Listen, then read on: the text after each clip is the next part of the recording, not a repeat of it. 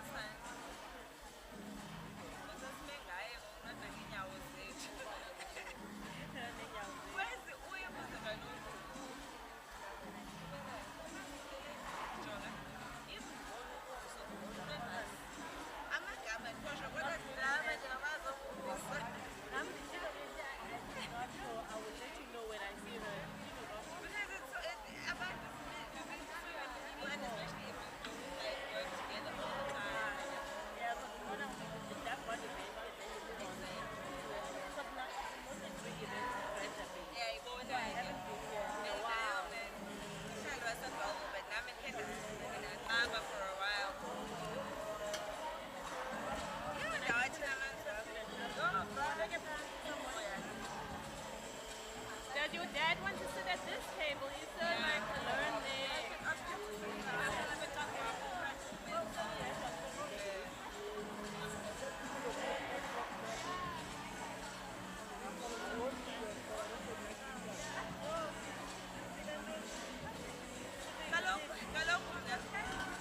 And that's how many times that girl was inside. Yeah, the person came on campus.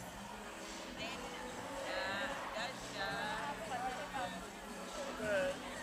that drove her out to go and work. And another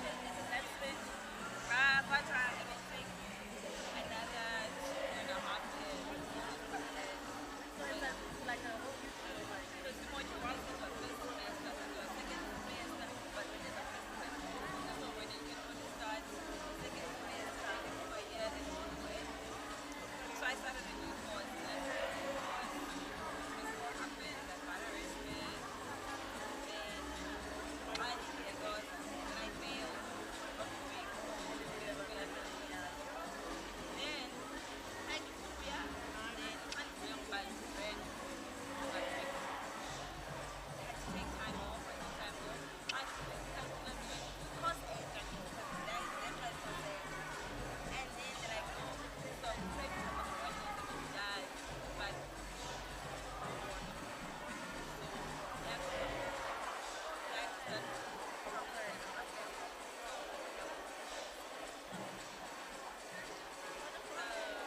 I was like, I just want to finish. That's why even like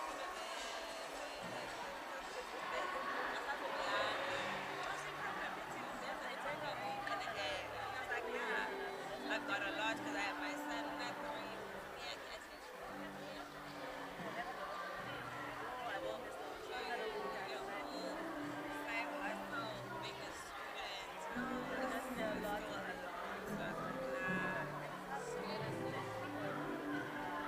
Joe, I'm a local honor. There.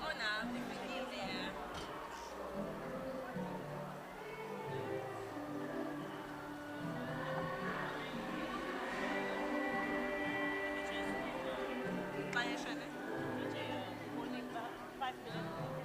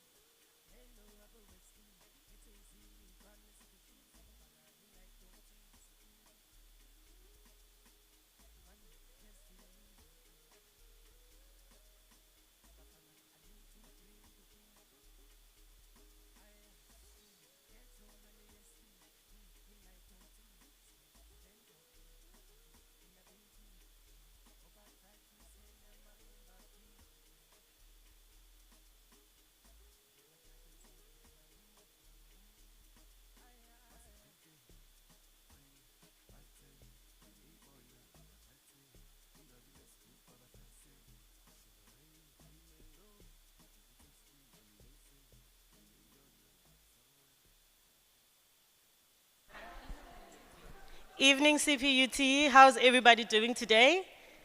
My name is Dikele Diralele. I'll be your MC and I'll be co-hosting with Lusapo Tlachenani. Hello. Guys, today we're here to launch the EmpowHer SA-CPUT edition, guys, where we talk about women taking up space in our communities. And we will be going... And we will be going ahead and recognizing some well-deserving young females right here in this room later on in the evening. Now, before we get into everything, I just want us to get into some high spirits with the choir. They're gonna come through and give us a nice number and get us into the evening. Let's get it started.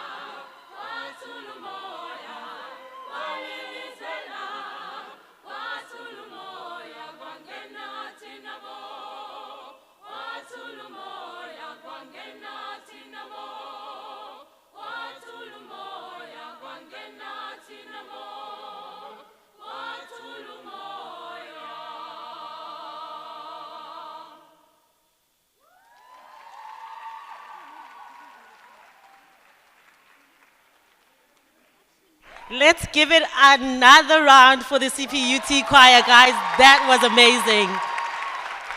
That was amazing. Now, to get things started, I'm going to invite Professor Dricky Hayswemmer up here to the podium and to just give us a welcoming and opening of the entire event.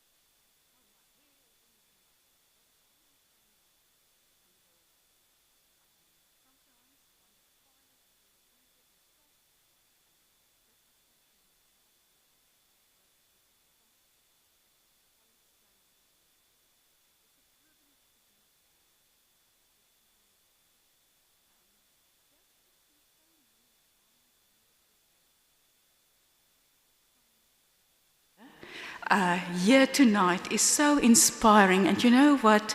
I was thinking, phew, where are my days? You know, here I am, almost Bussy 80 next month. And not yet there. But yeah, life actually passes so quickly, and before you know, you're at the end of the road. This month is very special because we are really celebrating women in South Africa, and there were many events. But I'm particularly excited about this one, where we have our undergraduate students, where we see the talent of CPUT, where I can see you have dreams in your eyes. I can see you have aspirations and you have hope.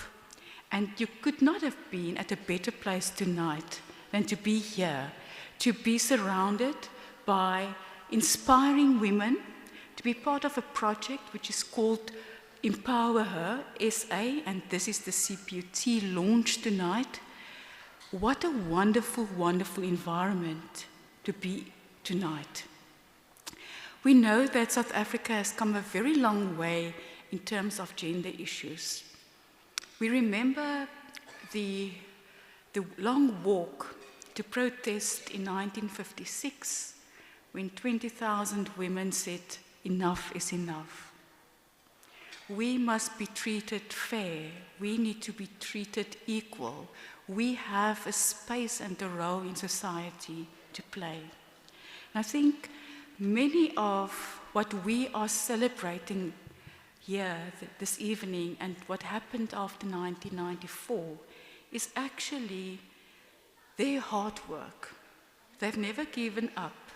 They kept on fighting for what is right. They influence policies, they influence practices, they've broken down biases against women in particular, and they also articulated very eloquently the role that women have to play, and that there is no justice in society, that women cannot take up their right place in society equal and not be viewed as an object or being inferior. So I think for me that those are critical issues that we must remind ourselves of. And I was thinking, if it was my daughter that I had to give a lesson tonight on, or some advice, and also maybe to reflect on my own life, I think what I would like to say to you when it comes to empowering, what does it mean to be empowered? And it's actually sad to say that women still need to be empowered, because it clearly also says that the playing fields are not yet equal. But that's okay, we will get there. We will get there. And what I see at CPUT and across the country are women that are taking up their legitimate space in various platforms, whether it's in government, politics, leadership, in disciplines and qualifications that way back was actually only earmarked for men. They do that. Our own SG, Nonele, where is she? She's one of those. You were the first female SG of this university. Not the second one. Well, that's in any case not good enough, Nonele. So yes, just to say that we should not think that we cannot do it. I think one of the first things that, and I promise you I won't bore you with a long speech, but what I want to say to you, you must empower yourself. We can do a lot of things, but that lies within you to build that resilience and attitude that I am okay, I'm good enough. So for me, it's don't stop building your self-confidence. You're going to need that in the world of work. You're going to need that maybe one day when you get married and your spouse do not treat you fair. You will have to believe in yourself. If you don't believe in yourself and in your dreams, nothing will come true, nothing will happen. So please, you need to promote yourself. I'm not talking about arrogance, because arrogance is not a good value to have. But you must trust and believe in yourself. A very important thing is never ever do anything physically, sexually, which you don't want to have. Your body is your asset. It's the house in which your soul dwells. And no person has the right to influence you to be viewed as a sex object, for instance. Because if we look at world statistics, it's hard to see how many young girls under the age of 15 have babies, won't have the privileges to go to university to study or complete their studies because of things that happened which they were rather innocent about. So don't allow any person to break down your spirit, your body, or your soul. You're much more valued than that. Interestingly, and I know that we have males here, but this is saying that guys pay more attention to you before sex than after. That is the time in your life when you have power. That's my sense. Don't feel like if you don't have sex with a boy, you'll find someone else. If that unfortunate event should occur, it's most likely after you have sex. And sorry for being so blunt, but for me, this is a very serious topic. If I see of girls being raped, how they are being threatened to speak out against those things, even to withdraw cases. And then they do it, but their lives are almost destroyed. That is how you should be empowering yourself. I think it's also important to know that when you're in a relationship and it's not working and it's abusive, that you have the right to step out. No person has the right to abuse you or to treat you not with respect. You are indeed valued to be treated with lots of respect. And there are many, many other things that I can try to tell you tonight, but I think for me the most important thing is to live your dreams. I had a dream when I was a little girl, which was difficult to accomplish. I had a lung disease and I couldn't participate in sports the way that I wanted to. And there were many other excuses. I also came from a family where nobody went to university or even completed school. And some students say sometimes to me, "Oh, Prof, that's nonsense. It cannot be." But it's true. And I remember when I told my parents I want to go to university, they laughed at me. They said, "What are you going to do there? We don't have money." I said, "Don't worry, I will work hard to get a scholarship." And I did that. I worked like most of you, I worked weekends, I worked during holidays. And the one thing led to the other. Before I knew, I had a degree, and my very first job was that of an isiXhosa teacher. From there, I started to teach and further my studies until I one day got my PhD.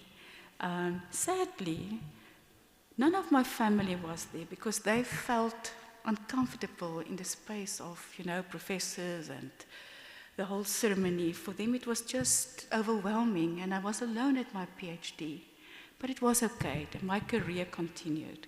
And then I also experienced in the workplace, and I'm talking now from a higher education perspective, what it means to be the only female on a male-dominated executive.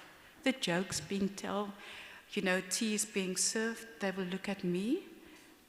You're a woman, please serve the men, tea time. Until one day I said, enough is enough. I will never ever in my life serve tea for anyone just because I'm a woman. And that I've stopped, and people know my take on that matter. And then, of course, in your personal life, sometimes, if you succeed, it's not easy sometimes for a spouse to accept that.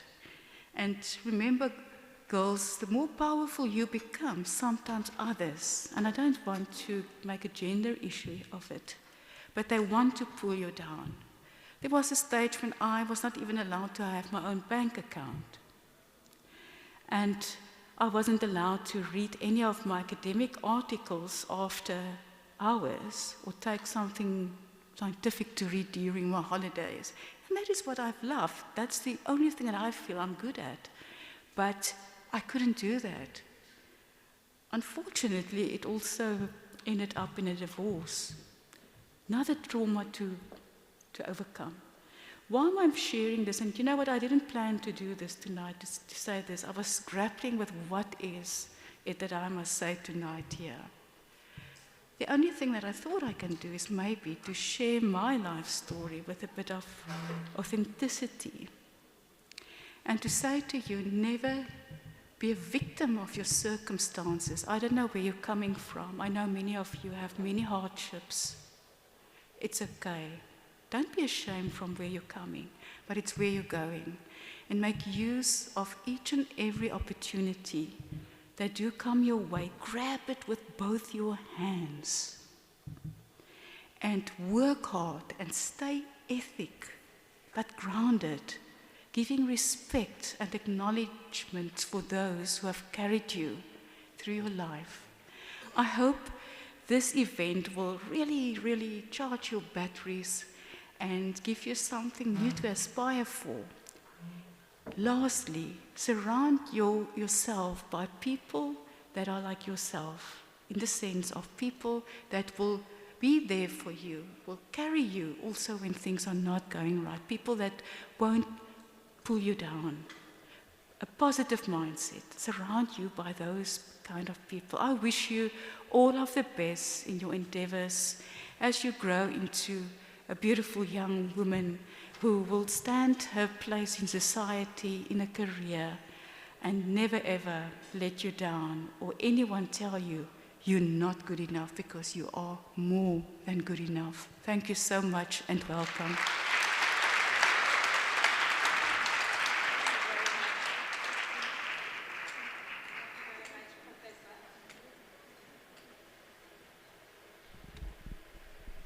I think I might have to freestyle without a mic. Thank you very much again for those very wise words, Prof. Ladies, I hope you're taking notes, listening, being empowered, because as we go through the evening, we will have a discussion point and you can share your stories. And I'm also glad that you all came out today. It's great to see this venue packed, because this program is actually for you. By you. We have a female DJ. Most of the ladies are on the program. Unless I'm making a mistake, I didn't see a male on the program. And this is what we want for CPUT students from now until you reach your dreams, your wildest dreams. And to further explain to us about this program and what does EmpowHer SA mean, I'm gonna ask you to help me with a round of applause to welcome Professor Beatrice Opelu. She's from the Faculty of Applied Sciences and part of EmpowHer International. She will then give us the background of the program as well as our partners.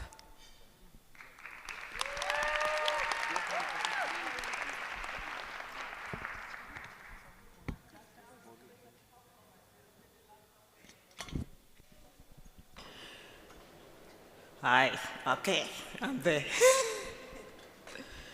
Good afternoon, okay, good evening now, ladies and gentlemen. It's beautiful in this room. I love the energy already. It's always lovely seeing young ladies, young women in the, prime and just growing up and being passionate about meetings like this. I must say that it's a privilege to be here this evening. I guess I will need some help here to me, so it's a privilege to be here this evening and to just give some context and background to what EmpowHer means and what it entails. It's Women's Month, and I think these past few days has been a beautiful way to end the month of August. It's been listening to people and just listening to Prof. Swema a while ago.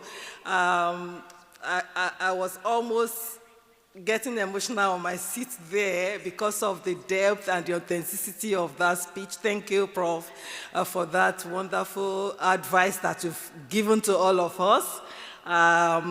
And a take home for me from your introduction is that we can't be victims of our circumstances. It's okay to find oneself in such circumstances, but it's not okay to play the victim at all times. We must be in charge at all times. I've been introduced, so I won't go into my name. I'm Beatrice Okpeolu. I love showing this most times because everything I do as a professor, almost every time, gets into the SDGs. And if you see that, okay, if you look at that, I'm trying to get my presentation to the presenter mode, but I can't seem to get it. So if you look through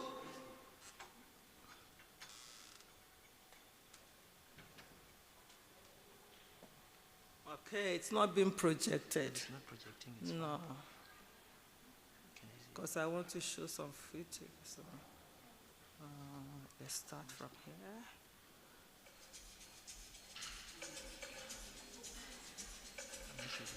Yeah. Yeah. Yeah. Thank you. So, what we've realized is that all protocols observed. I don't want to go into the greetings again. Professor Swema, Dean Student Affairs, and my colleagues that are present here. And of course, our live stream audience that are watching online, you're welcome to this event. I'm supposed today to present the background, and that is the simple task that I have to do here. Just to tell you that this idea was conceptualized sometimes last year during my sabbatical at the Federal University of Agriculture, Abeokuta, Nigeria. And it was born out of the passion that we have as women to younger women. I started reflecting because that was the university that birthed me into academics. My first degree was from that university and my PhD also from that university. And one particular afternoon, I was sitting down in my office down there and I was thinking about my journey and the opportunities that I have later in life. And what difference it would have made if I have the opportunities that I had much earlier in my career. And so we started thinking. And then we know that as Africans, women globally, not just Africans, women globally, we have limitations to our career progression for many reasons, including the Operation Pull-Her-Down syndrome, the PhD syndrome, we call it. The roles, our traditions, our cultures have placed on us as women, like we're the octopus woman, you know, the woman with the 8 hands, she must fetch water, she must cook, she must be the mother and the aunt and the sister and everything to everyone. So it's a lot of pressure on us. And this limits our productivity, limits our progress. And I know of a couple of women that actually had to put their careers on hold in order to perform on those, to deliver on those responsibilities. And some of us that also even have opportunities to continue, they need to endure all kinds of things like bullying, sexual harassment, and some other things in the workplace. So it's a whole lot of things. And for me, when people ask me about work-life balance, I always tell them, is there anything like work-life balance? It's an illusion to think that as a woman, whether you are African and from my interaction with other women elsewhere, something has to suffer at some point. And I was chatting with a wise woman recently, and she said, except a woman has a very generous husband, then it's almost impossible to have it all in terms of personal relationships. And so it's a difficult terrain we find ourselves. And for me, if you look at the statistics on the board, we have about 50% women across our continents. So what it means is that if 50% of the population of a continent is disadvantaged, underutilized in terms of productivity, and not empowered, then that particular system is losing that much, and not just 50% of what it should be, but multiples of it, because in economics there's something they call multiplier effect. So it's a lot that we're losing out as a continent and as the globe, globally, because we're not empowering women. And these are the reasons why we thought this should be done. I have here a little graph here in terms of what it means if we include more all of the gender types, and especially women, the vulnerables in our society. If we include them, then we have greater productivity, and of course, sustainable development will be an outcome, and of course, there will be nation building and global development. So in the paper that we recently co-authored with other colleagues, and interestingly, 3 of the colleagues that we co-authored this paper, we were privileged to meet as we were growing. Some of the trainings we attended together, we ended up becoming friends and a network and things like that. We recently co-authored this work, and one of the things that we identify as a group is the power of mentoring, how it can empower women. In any space you might find yourself eventually, not only in the university as academics, in admin, in the business world, wherever you find yourself. And we presented this context that if there's a willing mentor and a willing mentee, then it is possible for people to have so many benefits and to grow immensely. And I will not run again through all of the slides, but just to give you some kind of information about the things that it entails. You don't just close your eyes and say, oh, I want Beatrice Akpolu to be my mentor. There should be some things you have found in Beatrice that you think will be beneficial to you. Otherwise, it will not be rewarding. It will not be, so you need some things that can work for you, and it's not always the same for everybody because we have different needs. So, and it's okay. You don't have to choose a particular person to be your mentor or mentee. You can even say, okay, I want Beatrice Akpolu to be my mentor, and Beatrice Akpolu may think, okay, no, but I don't think I can be a mentor to this person. So there must be a willing mentor-mentee kind of a thing, and there must be understanding, and there must be that opportunity not just to relate at professional level, but also outside of the professional, because people often say, okay, this is workplace, you must be professional, you can't go emotional, and many times I will ask, really? Because you are just one person, right? So if you've been authentic with yourself, you can't really separate any of these things. The same person that is the professor in office is a mother at home, it's a wife to somebody, is a daughter to somebody, and and so all of these is a holistic being of that particular person. And all of those should be part of whatever a mentor is willing to navigate with that person until that mentee finds his or her feet. There are several benefits of mentoring, and we just hope that we will be able to get 5 or 10 women from this room this evening that will be willing to sign up for that, for EmpowHer this evening. That is what we hope. I've put in this slide here some of the benefits, not just for the mentees, but also the mentors. Because I believe some of my mentors, when they see me today, they're very happy. They brag about their mentee because it's also rewarding seeing that you've invested in somebody and you see the person thriving right before your eyes. So it's not a one-way kind of a thing. It's from both ways. We enhance each other, and we hope that a few of our ladies in the room today will also benefit from the opportunities that we give unto them. So, like I said, it was against the backdrop of all of the issues that EmpowHer International was envisioned, and the vision is that we will have cohorts of students on campuses.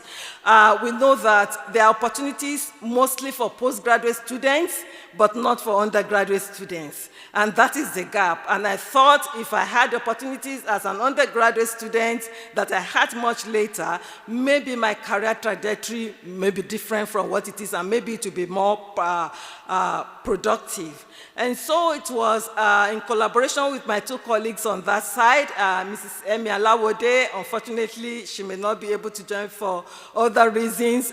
She's held up in another activity. And Professor Ganiat Olatunde, we conceptualized the idea with our own dear Ms. Anonkosi Toana here.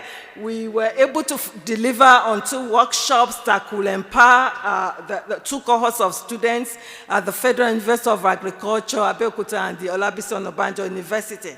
And for me, what is interesting about those 2 cohorts is that most of them, actually, when we started, didn't know that they could even put a CV together, because it was like, okay, we're just undergraduate students, we've never done anything before in our lives, how can we have a CV? But by the time we went through with them, many of them are now on LinkedIn, very active. Some of them even put themselves on ResearchGate. And we have a small closed group on WhatsApp groups for the cohorts where we exchange ideas and they exchange opportunities amongst themselves, even things we don't know, they do amongst themselves, and it's so empowering and so fulfilling and satisfying seeing the young ones do that for themselves. And so we want to acknowledge that there's these opportunities, but we need more for the undergraduate students. And the essence of the program is, as the name implies, we want to empower you. We want you to not necessarily go through the pains we went through. Because if we had people that would hold our hands when we were growing up, we wouldn't need to go through some of the pains that we went through. And that is the essence of this program. So I've talked about the workshops and the feedback. We had interesting feedback from our students that were partakers of the project. Now we have a network of 2 powerful cohorts of EmpowHer NG. We call them AN, as NG for Nigeria. And so we have these 2 cohorts now that are very vibrant and doing well and growing. And active participation of these students, like I said, it's so impressive and satisfying for us. Many of them now have their CVs. Like I said, they are now more visible in the space, and they have been able to tap into some opportunities since we started the program. The feedback has always been good, and I'm hoping that this evening, 2 of them will be able to join us today to share their own experiences with others that may want to join the program eventually. Ladies and gentlemen, I look forward to engaging with the panel this evening to also tell us what the expectations are from us. I hope a few of you will sign up, like I said, and we wish to acknowledge the Val University of Technology for reaching out to us about this program. We are willing to work with you. I know you are watching us now. We can touch base with Ms. Chowana. We will be able to make plans on how to make it happen on that side also. We are willing to partner with institutions across Africa. As an African child myself, born and bred in Africa, for Africa, I'm passionate about African girls, wherever they're coming from, and I'm willing to do my bit in every way I can to support them to grow and to thrive and to reach their full potentials. So I want to thank God Almighty, the giver of life, for opportunities. It's an opportunity to be able to do this, so I give all praise and glory to him. And of course, my employer, I think the best employer of the decade, the Cape Peninsula University of Technology, for the support that you've given us when we came running for this. We weren't expecting this kind of outing today, but thank you for the support that you have given unto us. And partners, the Federal University of Agriculture, Abeokuta, and the Olabisi Onabanjo University, Agowoye, we thank you also for your support and for collaborating with us and putting this together. I was hoping to have a group photograph of the powerful team behind the scenes that put all of this together, but we couldn't get to it before the program started. So it's from the DVC, the Vice Chancellor's office. Thank you very much. Busiswa, Prof. Heswema, Nonkosi, Mel, Tumiso, you've all been fantastic. Thank you for putting it all together, because we were just there doing the little we could do. You are the ones that really did the hard work for us. We want to say thank you and God bless you all. Esheun pupo in my language. And Kosi, bye, danke.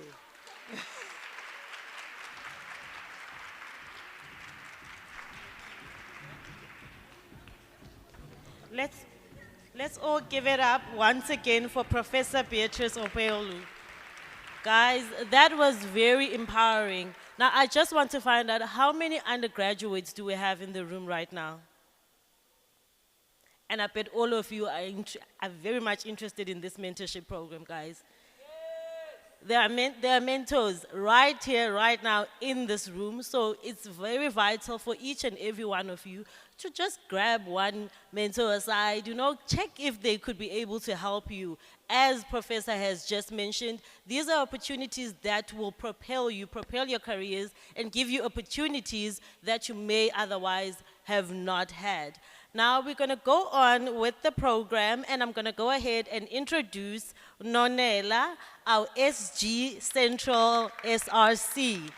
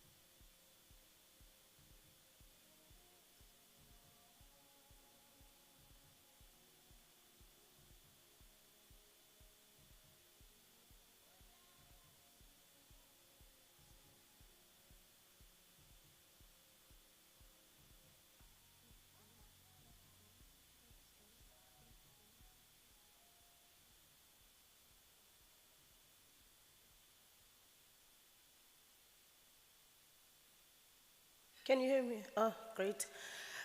Good evening to everyone. My name is Nonele Ganyele. I am the Secretary General of the Central SRC. Firstly, I'd like to extend my gratitude to the organizing team. I didn't expect to be speaking today. I was hoping that I'll sit down and listen to other people speaking, but as a leader, Umamnukos always say that we must always be ready to speak whenever we're required to speak. So I'm thankful to the team that invited me to speak here today. I think it's important to also extend my gratitude and appreciation to this platform that has been created. We've been longing for these platforms so that we can meet as women, so that we can talk about our issues, because it's no secret that we have issues that are eating us alone as women, that we feel alone as women. And I so hope that this platform will not be in vain. The creation of this platform will benefit not me alone, not you alone who are here, but even the ones who are not here, who you will go out and tell them about the good and the benefits that Professor Beatrice shared here tonight with us. But also, I think it's a very much needed platform, especially these days where we see the numbers of GBV and femicide increasing on a daily basis, where we always read on news, where we always hear on the street that a child is missing, a child was found raped and killed, a woman was beaten somewhere and killed somewhere. So, umhlawumbe, by being here, we're going to learn a thing or two that we can avoid situations like that, because what I've grown to realize is that as women, we are made to always fight to avoid situations that are not of our own creation, because remember, if we're living in a society that protects us, that promotes our safety, we wouldn't be in a situation where we feel a need to fight to avoid situations. And also, I so hope that the space that is being created is going to be a refuge for many young females in CPUT, because I say this, I've seen, I've experienced, I've had a lot of issues where students are not feeling safe in the residences where they stay, where we always hear people saying, I'm not comfortable where I am, either because of a roommate or because of a staff member in that residence, where they would say, can I please be moved to a different residence, and especially to female residences. So I so hope that this space will be a refuge for us, where we can come and talk about our issues. It pained me a few weeks ago when I read on Facebook, I think it was on Facebook, that 2 female students who are apparently roommates in NMJ got into a fight and they end up stabbing each other, and the one landed in hospital. But I don't want to dwell much on that. But what is important in that case that I've learned is, when you have a problem with your roommate, don't sit down, talk, ask for help. And I so wish the people that we ask help from listen to us, because I've encountered a situation whereby the one who was stabbed wrote to me to say, I want to be moved. I escalated the issue to housing, and I believed the student was moved, because she never came back to me and say, I've not been moved. And I informed her, you will be moved to a particular residence. Then that was it. Few weeks later, I heard she was stabbed. It means that that should have been avoided if indeed that student was moved a month before what happened. So I wish that could be a learning curve for all of us who encountered that situation, so that we can talk. And I so wish, especially as females, we can have that thing of being your sister's keeper, Not lento every day we're bashing each other on Facebook, we're fighting as roommates. In your room, you can't even bear to sit next to your roommate, share food with your roommate, share toiletries with your roommate if they do not have, or if you see a need, because we hate each other so much that we're so consumed with our own selves and our own being. I'm not saying that there are no situations that are unbearable, but I think if it can start with one person, just one person, to say, I will be a sister's keeper, not a sister's basher, it would be better. Because the things that we do thinking we're harming the next person, they harm us as well in the process. They haunt us as well in the process. Also, I think what needs to be done through EmpowHer is to create safe living and learning environment for our students, because what I've realized is that we're not only, we don't only need to be safe at res, but we need to be safe even if I walk from library to my room or IT center or anywhere around campus, I need to be safe. Even in class, we need to be safe. We've heard stories of young female students who are being used for their beauty and their physique by their lecturers, who are saying, if you don't want to sleep with me, you'll never pass my module. And we've seen this thing happening over and over again, but because our students are not empowered enough to stand up and say, lecturer so and so did this to me or said this to me, and here is the proof. Because students do have proofs, they are being called, they are being WhatsApped by these lecturers, but they are so scared to talk because they say, once you talk, you know what will happen, I'll find you. But it's not even a matter of they will find you, they're instilling fear so that you don't talk, they are instilling fear so that you don't stand up. So I so hope this platform will empower us to speak about things that are happening to us, about things that are threatening our safety wherever we are as students of CPUT. As well, I've noticed that majority of our females end up throwing themselves to men, not intentionally, but because they have a void within themselves that they need to fill, whether it's financially or psychologically or socially, but they need to fill that void. So I wish that the platform that is being created by EmpowHer can be that man that will fill that void for you so that you don't end up throwing yourself unintentionally to a man. I'm not saying dating is wrong. No, it's good. If it doesn't destroy you as a person, it's okay, you can date.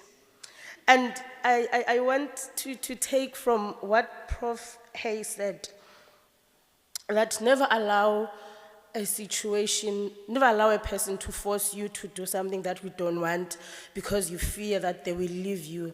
We're still young, we're in university.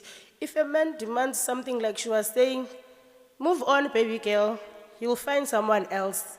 Don't force yourself to stay in a relationship because it will eat you out. You will have nothing to offer to yourself, to your friends, and to your family because of one boy you met last week in university. Move on. If you're still a virgin and you feel like, no, I'm not ready, keep your virginity. If you have your 5 body count, keep your 5 body count because you are not ready, and move on until you feel that you are ready. It's satisfying to you what you are doing. So I think as well what we need to be reminded of, there was a girl, I'm not sure if she's a girl anymore, but I think she was still young at that time. I'm sure now she's a bit grown, Kanyisa Mantwana. I'm not sure if I still remember her surname. She was a secretary of the local SRC here in Belleville.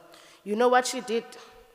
When we had issues in Belleville, but not in Belleville only, it was across CPUT, we had issues of safety.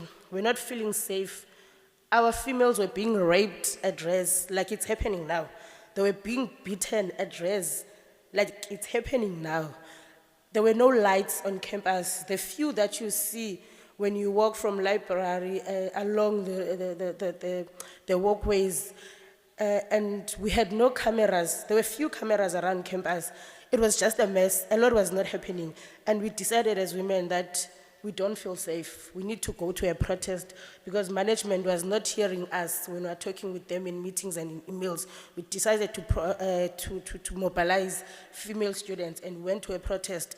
One day, Kanyisa woke up in the morning naked, went to the admin and staged a naked protest. You know what people did? They didn't understand what Kanyisa was doing and the message and the importance of the message that she was sending out to the university. All they did, they looked at the fact that Kanyisa is naked and they missed the point. That's why people were analyzing how big her boobs are, how fat she is, and not the message that Tina, as people that were with Kanyisa on the ground, understood. And people did not understand when we said our bodies, our shield. We'll use our bodies to fight for ourselves because we have no one who is going to fight for ourselves. So the moral of this story is that do not look at yourself. Look at the message that you're sending out to people. You might be beautiful, be smart, and be rude. We'll not see your beauty and how smart you are. We'll see, Nonele is rude. Just be nice, put a smile on your face, and walk tall. I think what is important that when I was given a brief was to talk about is the relationship between the SRC and mobilizing students into forming part of this.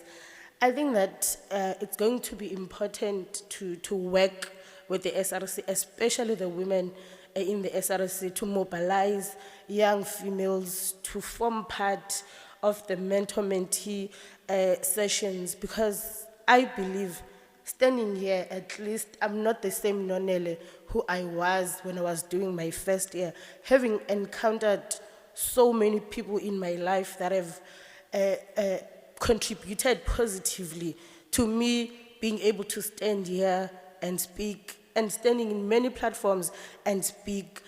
And I feel empowered every day. When I look at myself when I was still in grade 12, I was just any other girl in high school doing grade 12, and I passed and I left, and that was it. I'm sure there are very few people who remember me in high school. I was just that girl who was doing grade 12A. That was it. There was nothing about me. But when I look at myself between now and then, I can look back and say, I've played my part. At least I've contributed positively to a life of a female student.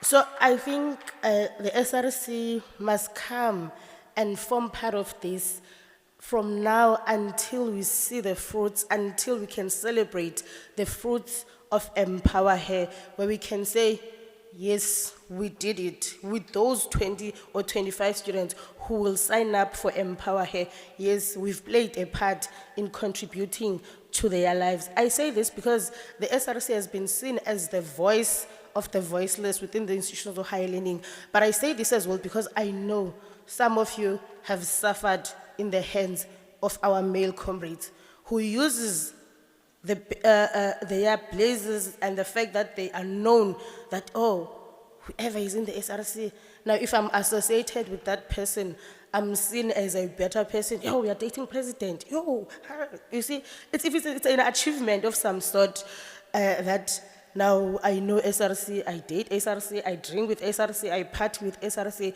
of which you might be doing it for all the wrong reasons, if that you think it is what you think it is. So I think the SRC as well, males as well included, must come to these spaces so that we can have a sync way of working together in mobilizing the students. As the SRC, we already have platforms to mobilize students. We can easily use our platforms, and it's going to be important because there's no SRC without students. We are because you are, as the SRC. And lastly, before I sit down, I would like to encourage you to sign up for EmpowHer. I will sign up for EmpowHer. I still need to be empowered more. Maybe I'll also empower other people in the process, because EmpowHer is about giving and taking.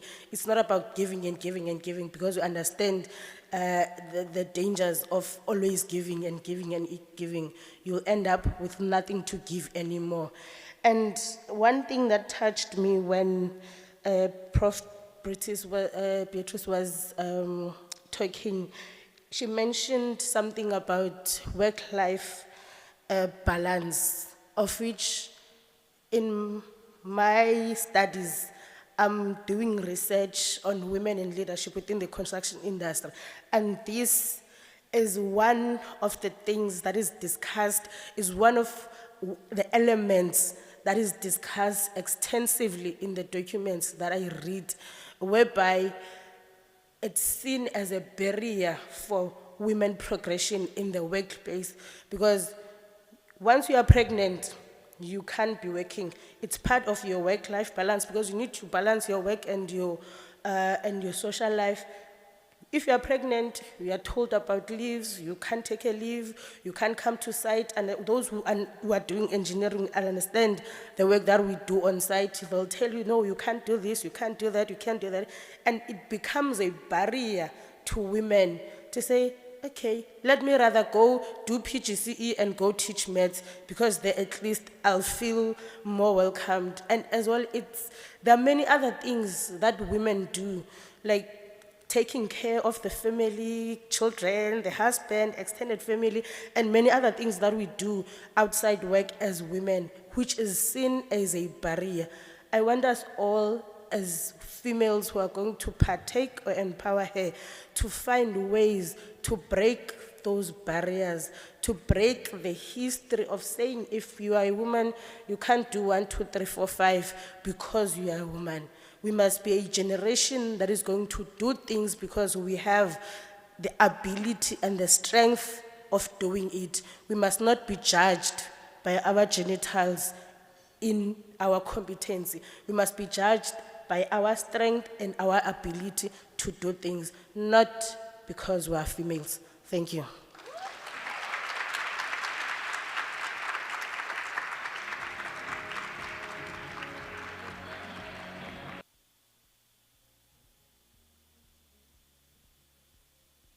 Thank you very much, Nonele, for that was a mouthful. And for me, it was very humbling to hear it from someone that I know personally, from someone that I watched over the years. Nonele and I are actually friends. And when I first got introduced to her, she had just moved from the Eastern Cape from another university. And I was asking myself, who's this girl who's not afraid to address guys in a meeting, in a political meeting? Because as women, in politics, in leadership, we aren't seen.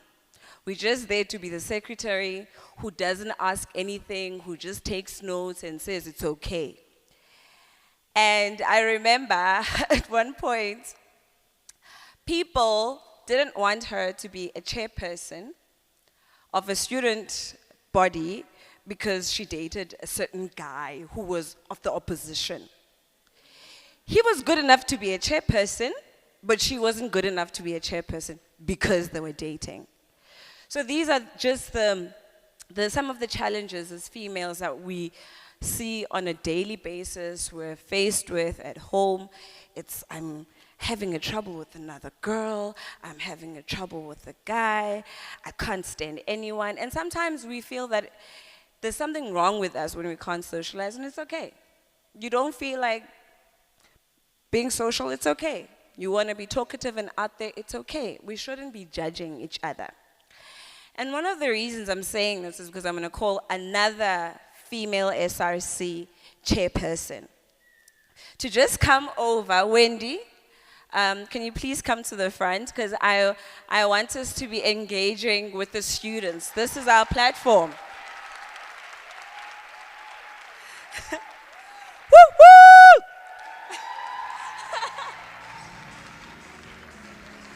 Thetha noba kanjani. Noba yintoni ofuna uyithetha. Imali nje efuna uyithetha. Noba yintoni ofuna uyithetha. Imali ifuna ugeza. Noba ufuna ugeza. Ngiyakwencayo.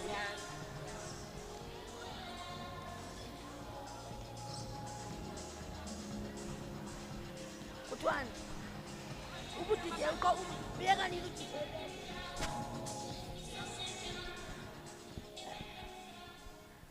Mandla wethu qina mfundi qina. That's all. That's how we start in politics. Greetings, everyone. My name is Wendy Kondlo, and I'm the chairperson of DC6 campus. Now, I wasn't really briefed, but I couldn't leave without saying anything, especially speaking after Mother. Mother is very articulate. Like, she's very confident when she speaks, but I couldn't leave without saying anything, a few words, and I'm too sure that I support the program, and it's something that we've been pushing ever since I got into my office as the chairperson, having been the first female chairperson in CPUT. Yeah. It's an achievement. Yeah, like I've got a few points that I've written down. Like I'm also partially captured by Umada when she speaks about the SRC wanting to be the voice of students. I think our main duty is to ensure that we represent students. And having been females within the SRC, we have made it our main duty to ensure that you see yourselves in us. Like I'm a person who believes in representation. When I see Caster Semenya, I don't see someone who's good at running because I know I can't run. But I see myself in her. I see possibility. I see a black female, I'm also black. I see a female, I'm also a female. So when she's succeeding, I feel like I'm also succeeding because she represents me, yeah, boy, in a way. So indirectly, I've always wished about us being in office in the SRC as females. You see yourselves in us. You see that it's possible that if someone from a Guguletu, and I'm from Guguletu, has made it into CPUT and started something, then I can do it. Yeah, but so representation it works like that. You being here, someone in your class is being represented by you. You represent that person. You make it seem possible for them. So that's how representation works. And if you would see it that way, then we wouldn't feel jealous of each other. We would see, if Wendy can do it, then I can do it. Then I don't feel jealous when Wendy gets a job. I see that if someone from Kukuletu can make it to a specific job, then I can do it too. Yabo. So that's how representation works, and that's how I've always wanted to push that narrative within the institution. And I've always said to moms, the one thing that I think we're getting wrong in the institution is that even in the female residences, it's not working. Like it's so bad that you'd want to put the pads in the bathroom for them to be accessible at any time, and someone would think in their head that it's okay for them to take the entire packet to their room. Whereas you wanted to be there for an emergency when you didn't know that you were going to be on your period, and then it just boom, and then you want to take out your hand and take out Ilandos, but no, moms, the cleaner will decide to take the packet home. Or the other girl in the room will decide to take the packet home. Or you will stay in a female residence and no one knows what anyone else is doing in the res. You don't check up on each other. You hear there's something like a rape rumor. No one is thinking, let's set up a support system for this person, whoever they are, and try and show them that you support them. It's okay. There's no stigma. Like all those things. And I think if it's not working in female residences, then something is definitely wrong. Because if you are not intimidated by males being in your space and it's just you, and still then it's not working, then there's a problem. So we initiated this program, Girls Club, where we'd meet like maybe once a month in our res. So we meet in our res, and then people don't want to share their stories because you're going to go and tell my story in other res, but when you dated this girl and whatnot. So people now are ashamed to share what they feel. So what we did is that we did like an anonymous box where you'd come, you share a piece of papers, you write your problem. Okay, no, my boyfriend is cheating on me and that and that and that. And then it's anonymous, you put it in the box. And then like randomly, we pick up these papers there, and then we randomly give each other advice about what I would do. And the disclaimer in the setup is that before we even start, we tell you, whatever I'm going to say, I'm going to give you advice that I would take. So you're not giving advice that, like, how most of the time we give people advice we would never use. Like, in your head, like, I'd never do this, but yeah, like, but even though you wouldn't break up with your boyfriend, but you are saying break up with her. So the rule was that give advice that you would use. give you advice that when if you were in the same situation, you'd use that advice. And people gave each other advice. People opened up and shared a lot of deep things that people are going through a lot. And we recognize in that session that a lot of us are going through the same thing, but we don't know. We stay in the same residence. We've been staying together for like 3 years. But we've never shared anything. I don't even know if you come from Kukuletu, but I come from Kukuletu. Yeah, but so those things, and I was saying to it as parents, is something that we need to ensure that we initiate within all the residences. Something that happens monthly, we check up on each other, ensure that females are pushed with the narrative of supporting each other and being there for each other. I speak extremely fast, because my brain is like fast. But you keep up with me. Yeah, and also just to, something that I think is something that we need to ensure that this program delivers, the program of mentoring. I believe in mentoring, I believe in paying it forward. I believe that everything that has been done for me, I need to do it for someone else. Because I believe that if I do it for them, they will do it for someone else. So we need to push this thing of mentoring each other, starting in your course.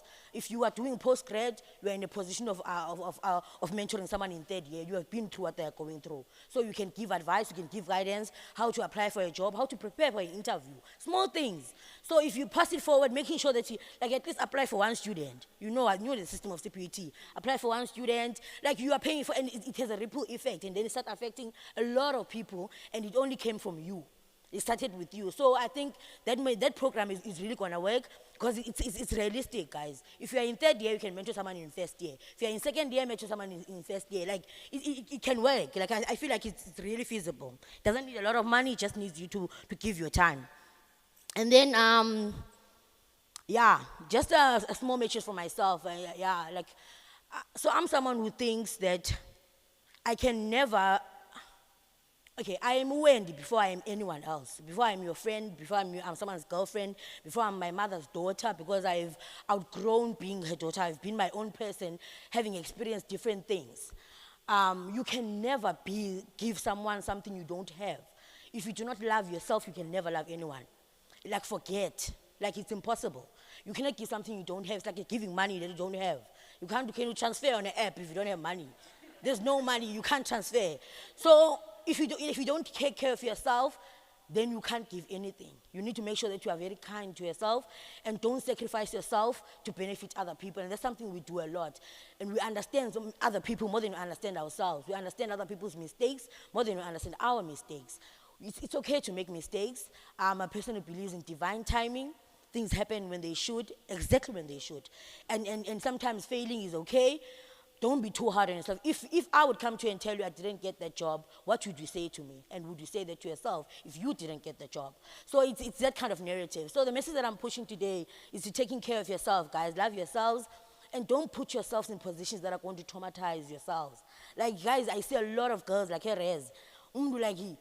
But I know it's hard. And maybe you don't have food, or there's a lot of things that are going on. Maybe you don't have support at home. You are pushing this thing on your own, and we're thinking you are alone. And we are thinking now, you want to solve the problem now. But don't put yourself in situations where you are in a traumatic situation where you will never get over it. Like, don't be in a relationship where you know this person is going to change you. Like, you will never be the same again. Like, don't stay in a relationship when you see it's toxic because you are thinking, now I don't have food. Trust me, you're going to be a messed up wife. You're going to be a messed up girlfriend. Like, you're going to be a messed up person even at work. Because, like, you are putting yourself in this situation and you are thinking, for now, bread now. So, the same message I'm pushing, guys. Love yourselves, take care of yourselves, be a representation of other females, and make sure that you pay it forward, man. Thank you.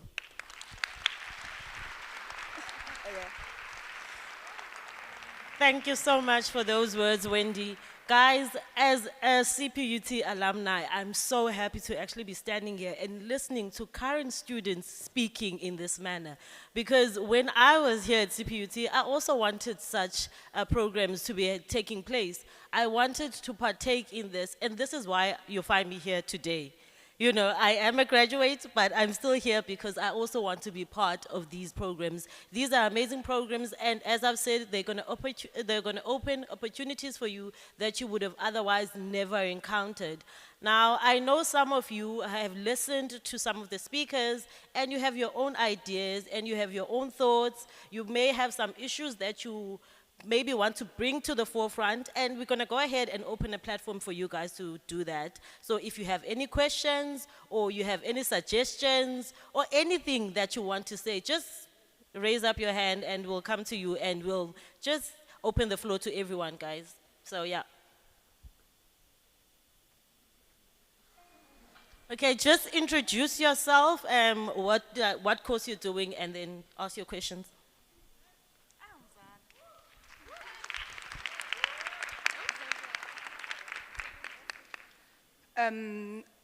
Good evening, everyone. My name is Untombizoto Waphuza Ifani.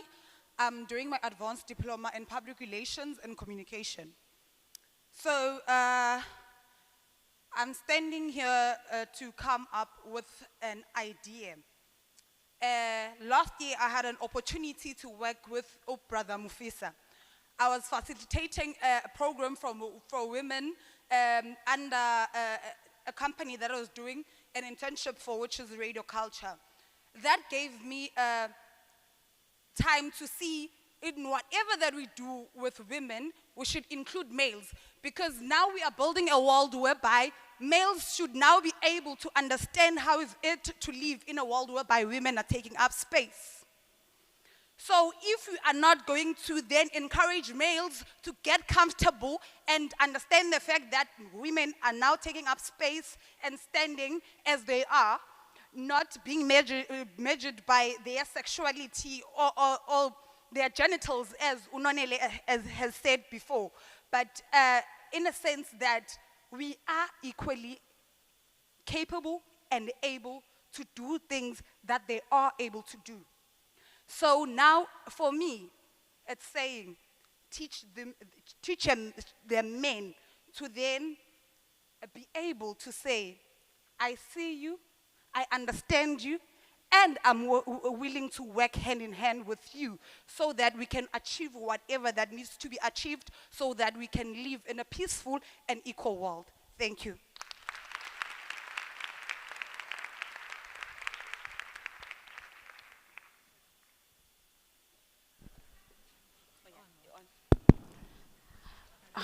Good evening, everyone. My name is Ntabeleng Tota, and I'm an advanced marketing student, advanced diploma marketing student. Okay, start. I'm truly grateful that this EmpowHer platform has been created. I feel like it has been long overdue. We've been waiting for such platforms. And I just hope that this platform will not end up in this beautiful settings only or on social media platforms, but will also be an active space for us to be active in our residences and within working environments. To talk about being a sister's keeper, guys, we exist. We are sisters keepers. Now we are. We've been there, we've seen, and we've fought for a lot of women. But also, can we talk about how sometimes it can be draining sometimes? Because 1 minute we fight for women. No, like I've been waiting for this moment, guys. That's why I'm just... Sometimes we fight for women, we stand up for women, but then tomorrow we wake up, the very same woman will be pointing you and be like, "Ungiqabalisa nomuntu wami." And okay, to translate in English, women will say that you are coming between me and my partner. We have intervened in GBV cases, we have done a whole lot of things to support women.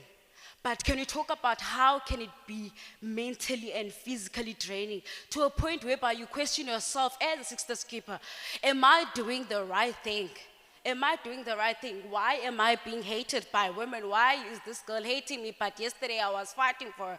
I was standing up for her yesterday. Why is this happening?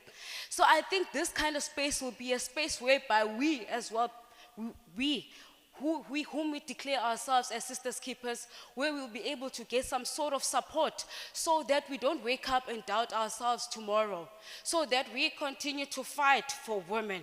We need some sort of encouragement as well, and some support and motivation.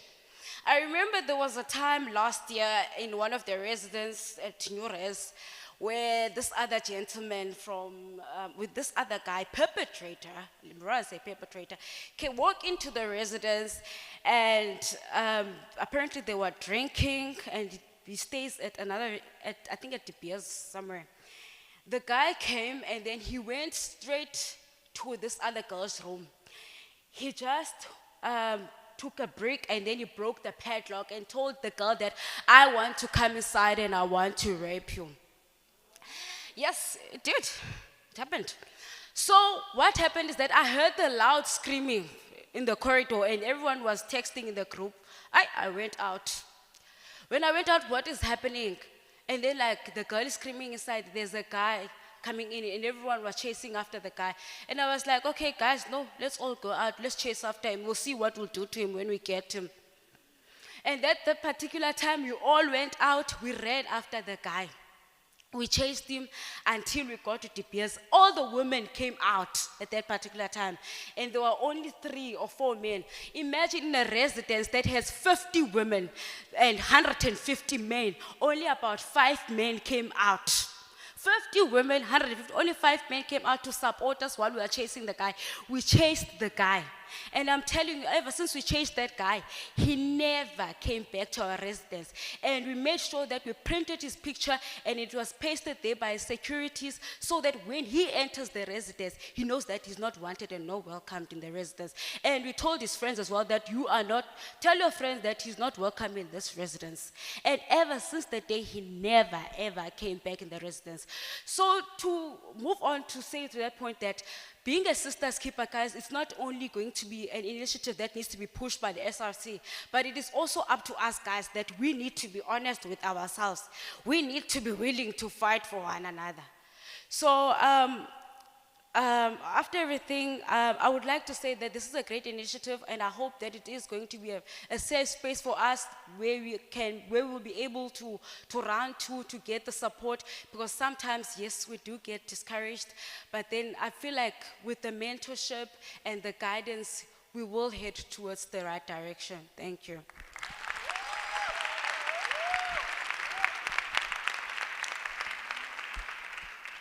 I just want to say that with the points that were just raised right now, it's very important then we all go ahead and do sign up for the EmpowHer SA mentorship program, because we are hearing these stories, things that, like Nonela has said, things that people face on a daily, that some of us have faced on a daily, but no one talks about these things. So it is very important that you do have this sisterhood, this circle, your village that will protect you, that will give you ideas, that will propel you to the next level that you need to be in life. Do we have any more questions? Okay.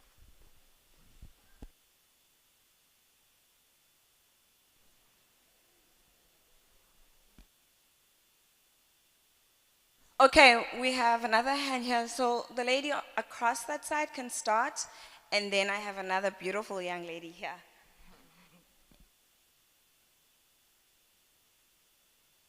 Good evening. Hi, my name is Otem Callahan. I am an advanced diploma student. I'm studying business and information administration. I really am very, very inspired by the fact that CPUT has decided to put women first and do something like this for us.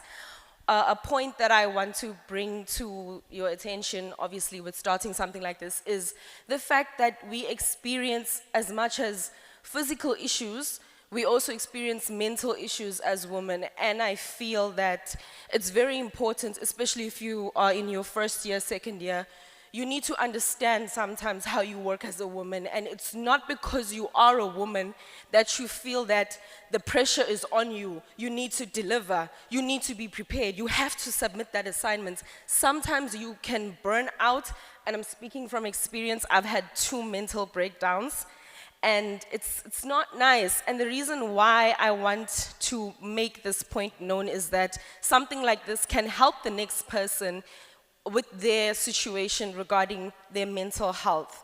And I feel I was actually asked to be a mentor, and I had to respectfully decline because I know what I'm going through mentally, and I wouldn't want to put that on someone else. So I knew where I was mentally, and I needed to bring myself out of that depressive state to be able to stand here and be my confident self and express the fact that I do suffer with mental issues. And it's okay. And I need the next woman to know that it's okay. What you're going through is perfectly fine. There's nothing wrong with you. It's just a phase that's coming and that is going to pass with the effort that you put into working on yourself, building your confidence. So I just want to make a point regarding mental issues as well. If you feel the need to take that break, go for that walk, buy yourself an ice cream, look in the mirror and have a conversation with yourself. Speak and manifest things over your life, because that is how you're going to bring yourself out of whatever it is that you feel like you're going through. And sometimes when we don't submit that assignment at 23:59, Lord, it is okay. You will pick yourself up, you'll dust yourself off, and you will carry on. And we will keep on keeping on. Thank you.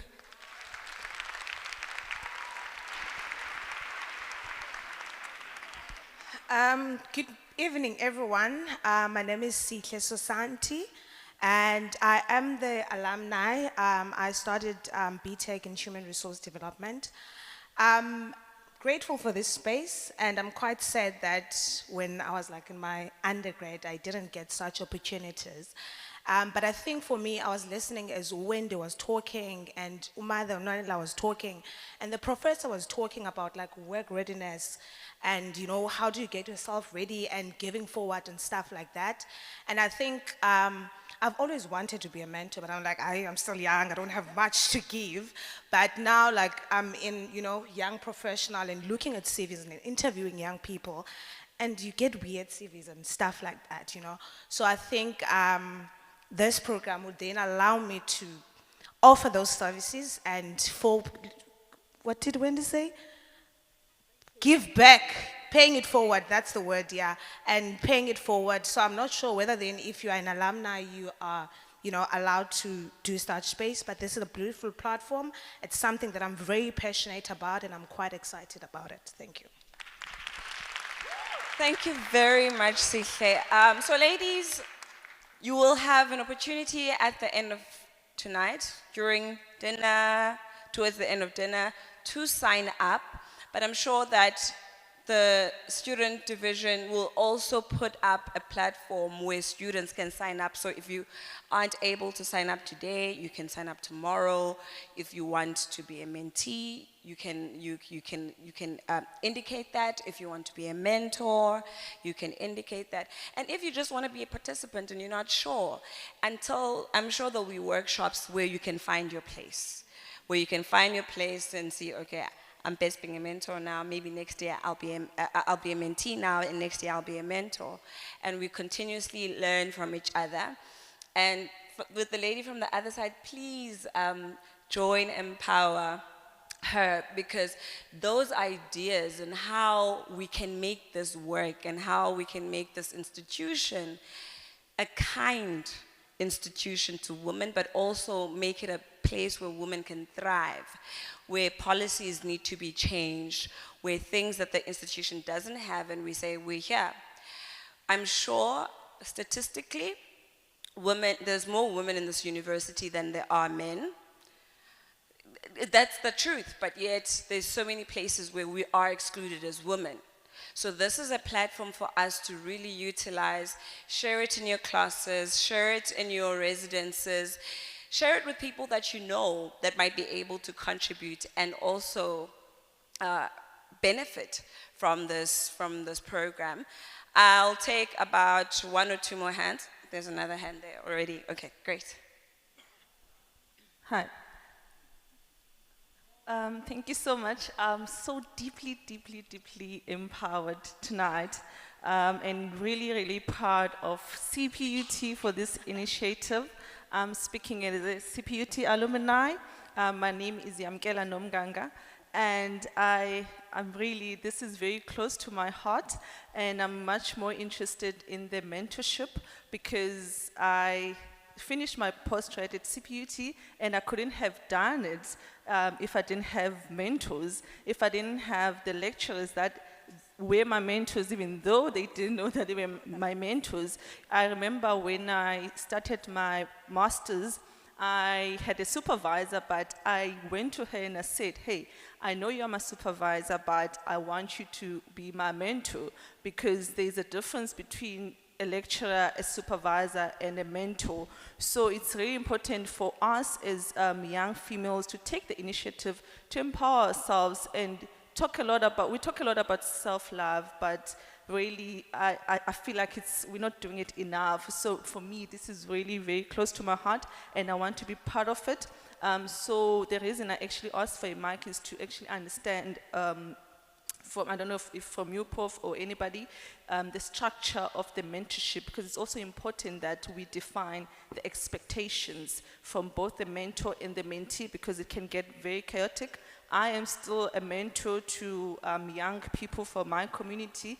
I am still a mentee, mentored by a professional, and it gets really chaotic. So it's important that we define the structure of that relationship.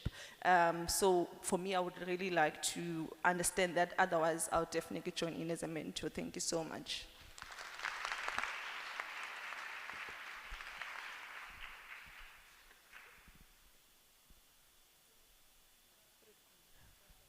Thank you very much. Talking about structure, I won't want to say yes or no to your answer at this stage. But what I can tell you is that the mentoring process itself, you see, I projected some 2 slides there. So it's just 2 out of about 50 slides on mentorship and what it entails. The expectations of the mentor from the mentee, the expectations of the mentee from the mentor. What does it take to be a mentor? What does it take to be a mentee, you know? And like I said, it's different for different people. I'm a mentor to scores of women across Africa, but I'm also a mentee to many people across the globe. So I have my own mentors. I still chatted with one of my mentors this evening. So it depends on your context. And I think for those people that will sign up, it's going to be a journey. Essentially, it's a process. It's not something that we do for 1 week or 1 year. It's going to be a lifelong, if you like, a lifelong kind of a process. I was sharing with my colleagues that what I want to see in 5 years is how many of the cohorts that we get here today are in industry, doing well, in academics, having their PhDs, and in business, having their businesses. That is what I want to see, and that is the vision. And it's possible, but we can't do it in a day. So when you sign up, along the process, we're going to have mentees becoming mentors within the process, and we'll still continue their mentorship journey, like I'm continuing mine now. So that is, let me put it at that for now. And I think about the safe place, one of the things that I've learned about women empowerment is creating that safe place. Nonkosi was at an event. I usually convene an event in my professional space, the Society of Environmental Toxicology and Chemistry. We call it SAFWE, CTAC African Women's Event. It's once in 2 years. And in that space, we invite women like Professor Hiswema, Nonkosi, Professor Parken, Mamokete Parken of UCT, and we share our stories.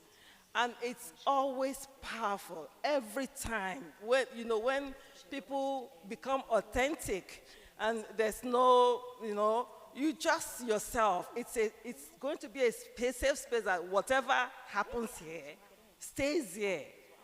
The events we don't live stream. And some of those events, we have seen people getting jobs. We have seen people having PhD positions. We have seen people getting their issues resolved because of simple advice and guidance. And so a similar thing will transform, although in different contexts. So when we're going through, I think one of the qualities of a good mentor is to be able to keep your secret. If you have a mentor that cannot protect you, like I said, you are that professional and you are that person that has a life outside of your profession. Your mentor should be able to hold your hand through life. So if you're calling somebody a mentor that you cannot, cry on their shoulder or, tell her, "Ma'am, but today I can't submit that chapter because I'm going through this."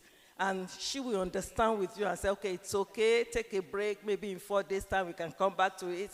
Then she's not worth being your mentor. And I'm not saying the mentor will not give you some dirty slaps once in a while, we call it discipline. Your mentor should be able to discipline you, and you must be able to accept discipline from your mentor. And you also, of course, will need some things from you, but it's a process. For those that would be interested, I think it will be fun also. Thank you.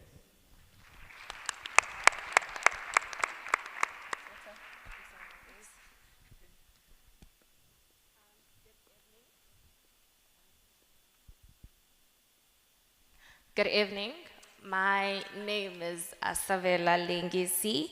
I'm doing my advanced diploma in human resources development. I think what I would add on more than anything is that I think this is a great way on how we can actually look out for our first years more than anything, and I believe that in every problem that happens in life, especially with cases like this where people have been abused in all kind of ways, but emotionally, physically, mentally, and everything, there's always a root to it. And for a platform like this that's going to speak with women mostly, it is always nicer to have a home far from home, because I feel like we might have a better understanding of how things have gotten to this point, not necessarily with things that are physical, but we've seen, like she spoke about your mental state being in varsity and everything. It is nicer and easier for us to be able to talk to them, to guide them, and to give them direction. And I think there was a talk about how it is not easy being a sister, something, I might have forgotten the word. Oh yes, I think I'd like to touch more on that. I feel like we as women, we easily give up on each other, and that's not a nice thing. The fact that I can try to talk you out of something, let us not have an expectation that you'll wake up and walk out of it. And like I said, there's always a root to every problem that everyone has. It could be something that you've experienced through childhood, and you can't just up and leave just like that. Let us not give up easily on each other and say, "I've tried my best, she will see herself out." I feel like there's certain things in life that we acclimatize ourselves so much and we don't give in easily. The least we can do is the same with women. And let us not only support each other when we feel like you are only speaking up, and then when you close doors, we're like, "Okay, we're done." Let us constantly be there for each other. Whether it is a bad thing, let us celebrate each other more than we can speak about pain. Because I feel like sometimes we get so comfortable in speaking about pain more than we can actually rejoice and celebrate one another. Let us have hearts where we support each other, even in moments that are actually very good in life. Not only when we feel like this is the moment for me to actually know. There's been a quote that has been going around about the certain people who are rejoicing on your downfall. And I feel like it's normal, we're human enough, we also do that. But let us be in a place where we feel like, regardless of whatever the situation may be, I have your back, without expecting anything from you, because it does not take anything from you. We're all far from home, and the least that we can do is literally just be there for one another. That is my take, and I'll definitely be signing in, and I think this is really a good way to welcome our first years and for them to build themselves within our institution. Thank you.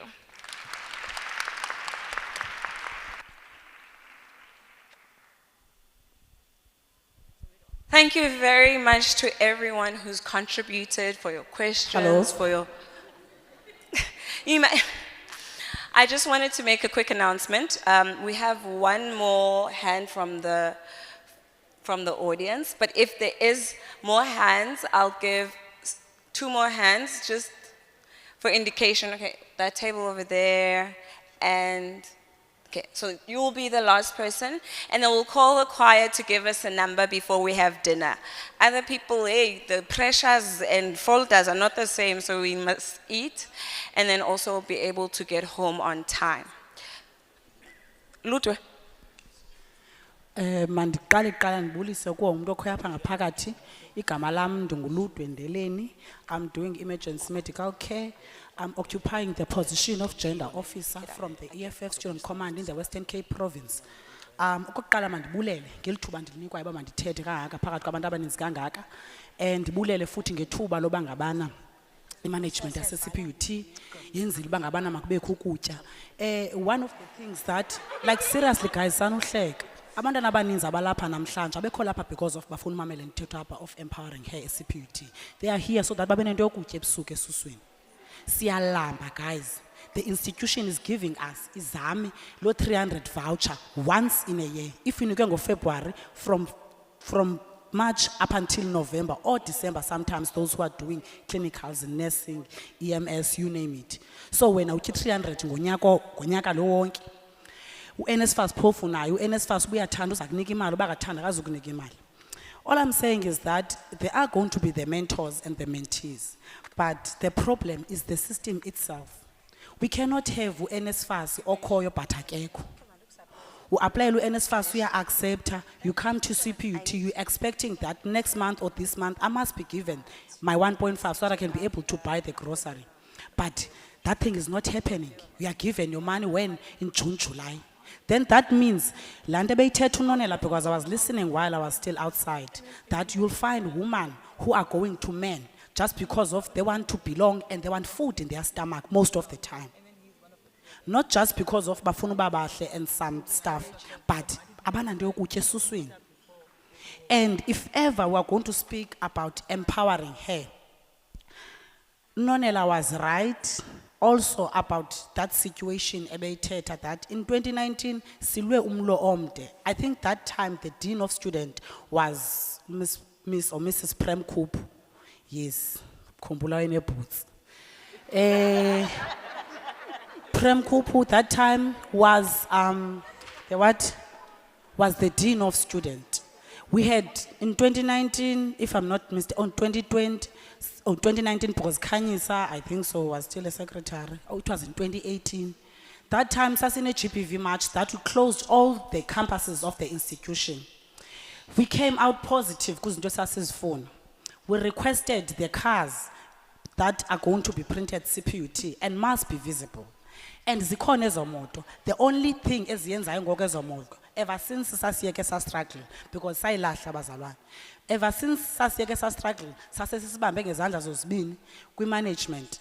Imoto azisebenzeli to guide the student, making sure that when you are coming from IT center and library, you arrive at your residence safely. They are here roaming around, only looking for the students who are smuggling alcohol inside the campus, instead of doing what they are supposed to be doing here in this institution. So, ezamoto mazenze lando sasithe mazizenze ngela xesha. We have cameras in this institution ezikhutshwele imali eninzi. We were promised that ziyasebenza, but today uba ubelwe i-laptop or some men came into your own room and raped you. You want a proof that it's supposed to be a camera in a corridor that umuntu ungenile ngexesha elithile waphuma ngexesha elithile. There is none. So we find ourselves in that kind of a situation that you are empowering person, but the system itself, it does not allow the person to be empowered.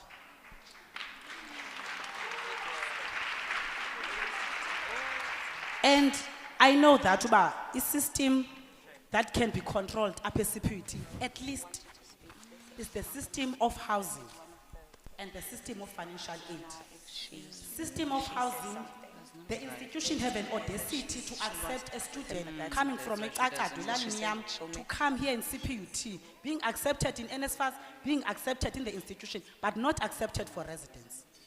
We find those human beings or those women in January and in February. Tina was sacrificing our own rooms. Some many other males, they are the ones that support those people. Because as in abantwana in January, who are lacking ibed yokulala ebusuku, woman will tell you that I need my own space kwam. But there is a woman who is in need, desperate need at that time. Then when a woman goes to a male's room, of course, there must be an exchange at the end of the day. So we find ourselves having a GPV that is very much high in this institution because of the system itself allow and create this thing to happen. So if ever we're going to have a system like that, bazalwane, asichitheni isityiwa, ayikho le nto esiyenzayo. If ever going to say that EmpowHer, the system itself must make izinto zibe lula so that everyone can be empowered. Because what we find ourselves that silwa into ye-system, silwa into ye-empowerment. People look at, like, guys, intlungu into esidibana nazo. Nonela and Wendy in those positions, abakuzo, from a D6, and in those positions, boy too. Okay, it's fine. Okay. Like, bethuna nengxaki abadibana nazo, they are too much. Even the person who is in the executive, in the institution management position, abanganokwazi ukuzimela. Because of izinto abazenzayo nabazenzela abantwana besisikolo, too much. And I believe they've made history in both central and in local.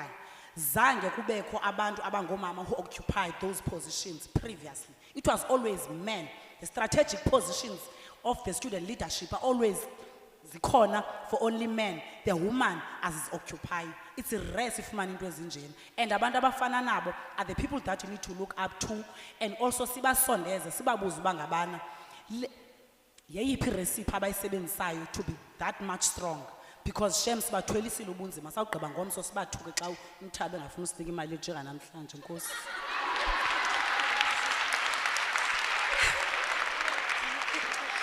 Thank you very much, Ludwe, for your contributions. So not only do we empower her, but we also support her, and we remember not to curse her. Please, let's be nice and polite to our ladies. And with that, I'd like our choir to come up and give us a number, and dinner will be served. We'll just come to your tables and indicate when you can go, because I believe it's a buffet. Thank you.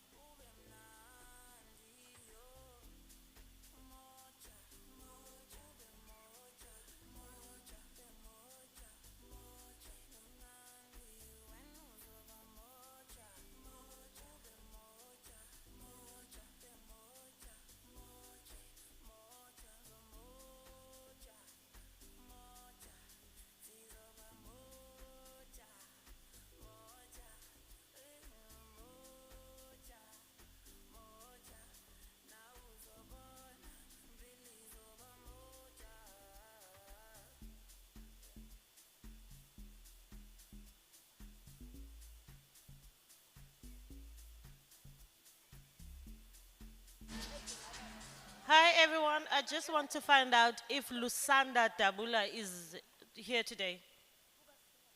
Lusanda Dabula? Not around?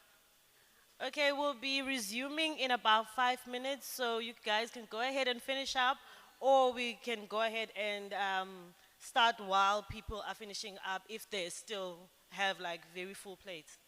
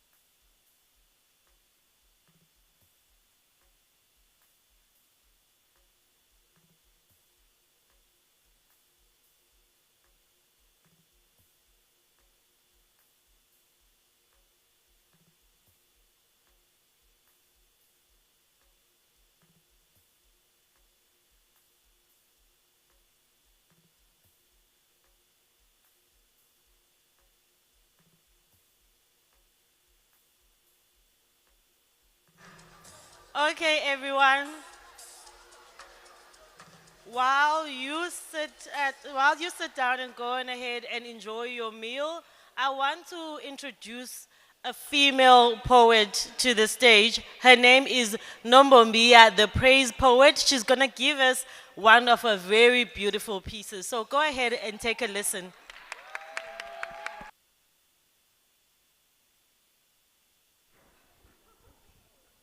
Good evening.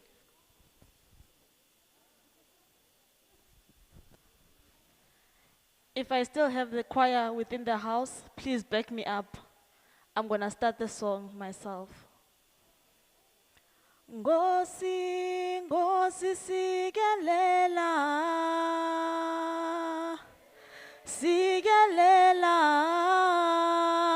iAfrika, maluphakanyiso, luphakanyiso, phondo lwayo, yizwa imithandazo, imithandazo, sibe moya munye, sibe moya munye, noma sekunzima,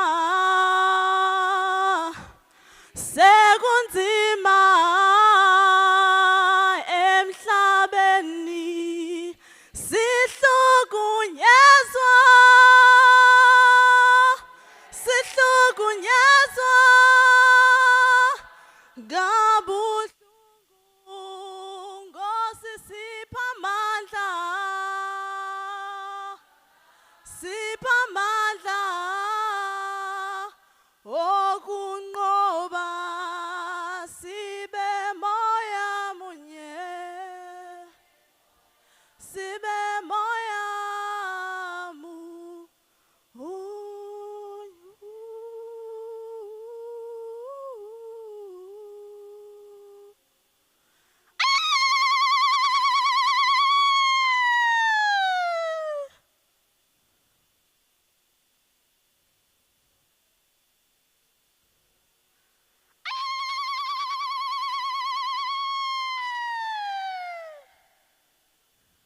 Hlokama mbokotho yekhaya, suku uma wena unamandla okukhokhela nokuphatha ukuncancisa nokukhusela kaloku wena ububusobo kukhayisa uyinto kwalatha emzini uluncumo lwamkelo kwaye ukonwaba ubukho bakho endaweni kukolathisa qhakaza mbokotho yesizwe ube yilaa nto umele uba yiyo vesa ubuntu ebuntwini uthi ukwaliqalaba ngeemini zembandezelo hlokoma ntwethu esisidanga sokhusela isidanga sozisa ubomi emhlabeni kaloku wena esakhe isakhiwo sibunjwe saze sasekelwa ukuba sibe sisizwe soMzantsi Afrika ilizwi lakho lisebenzise ulola amazemba lomhlaba uvuse ubuntu emntwini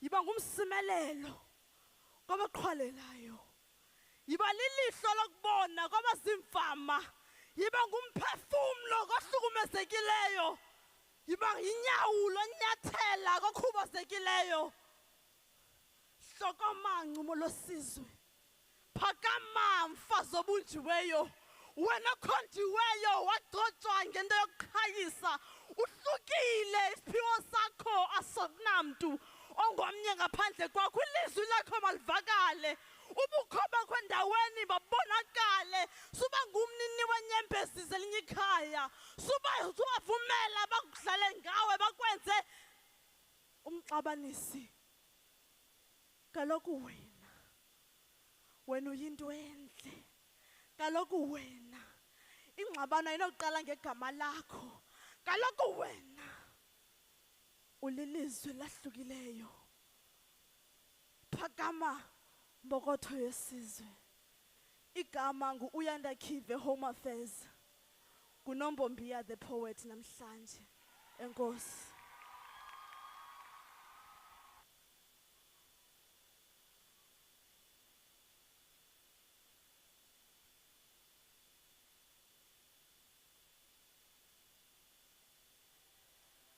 Thank you very much, Nombombiya.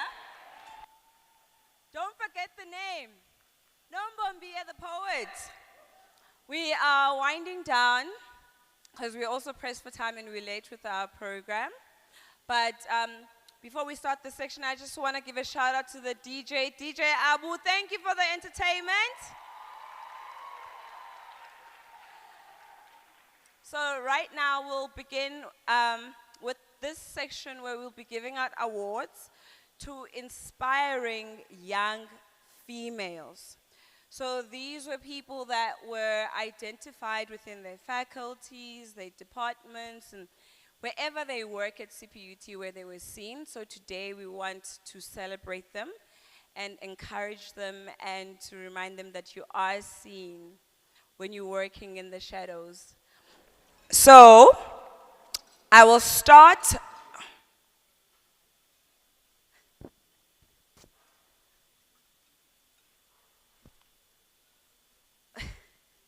So I'll just start by calling Melanie to come to the stage, please. And Melanie's been hard at work organizing this beautiful event, so please give her a round of applause.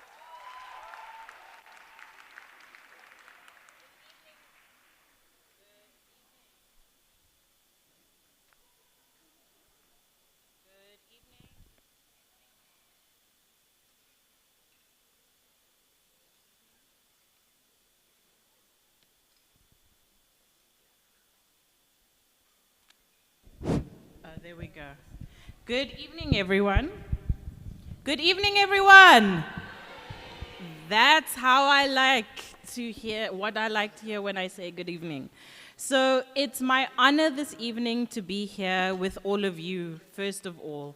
And this part of the program, one of the students here mentioned, we need to celebrate each other more often and really just put our hands together for those of us that are shining, that are doing their best. Yes, because we don't do it often enough, do we? So we need to practice this, and tonight we are practicing this. we put the call out to faculties, to student affairs departments, to nominate inspiring young females in their departments, for whatever reason they may feel that there's a young woman that needs to be recognized. And I can tell you, receiving the nominations, ladies, these are just so motivational, they're so inspiring. It's such a proud moment to be here this evening with some of the nominees here present, and some will be joining us via YouTube, streaming in. But I am so proud to be part of an institution where there are such young women that are achieving. It goes from achieving to the highest sporting codes. We've got some young women representing our country, believe it or not, our very own country, CPUT students. We have academic giants who have excelled academically in their studies, doing PhDs, doing masters, doing their undergrad really, really well. It goes to those students who are excelling by giving back to the community, volunteering, doing their bit. But the thing that inspires me the most, reading through all the bios of these young women, is that each woman that is nominated here today is giving back, is doing something to improve the space where she holds. And I think for me, that just speaks to empower her. That speaks directly to what we want to do. And we are so honored and so very proud to take this moment to celebrate these young women. So I would like to ask Prof. Hay Swemmer and Nonkosi to join us. And the MCs will take over this part and I want you to really listen to each of these nominees' motivations. A staff member took the time, and I can see that staff members know these students. This could be you next year if you are sitting there. I want to really inspire you. For those that are attending and maybe not a nominee, for those that are watching on YouTube, let these young women inspire you to make a difference, to be the difference, and to make a change. So, Lusapo, I will hand over to you to read the nominees, and I'm going to ask Kirsten just to help me as well with these. Okay, so I'll read the first one in absentia.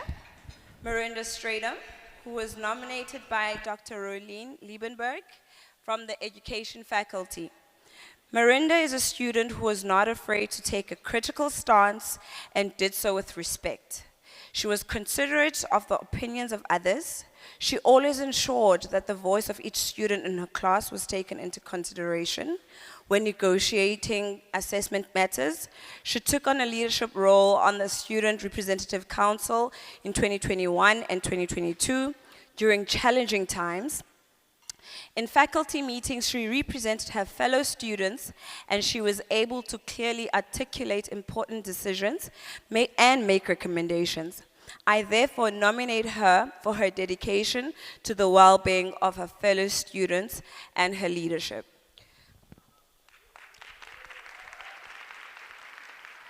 The next nominee is Euclea Cavanellis. If you're here, can you please come up?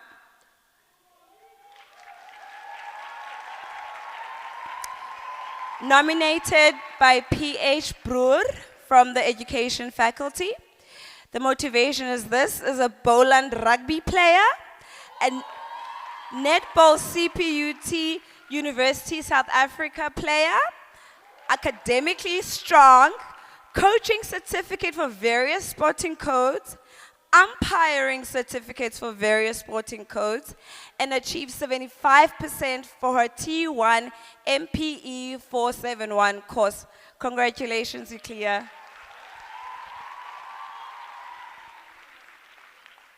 Liko Okela, are you in the room?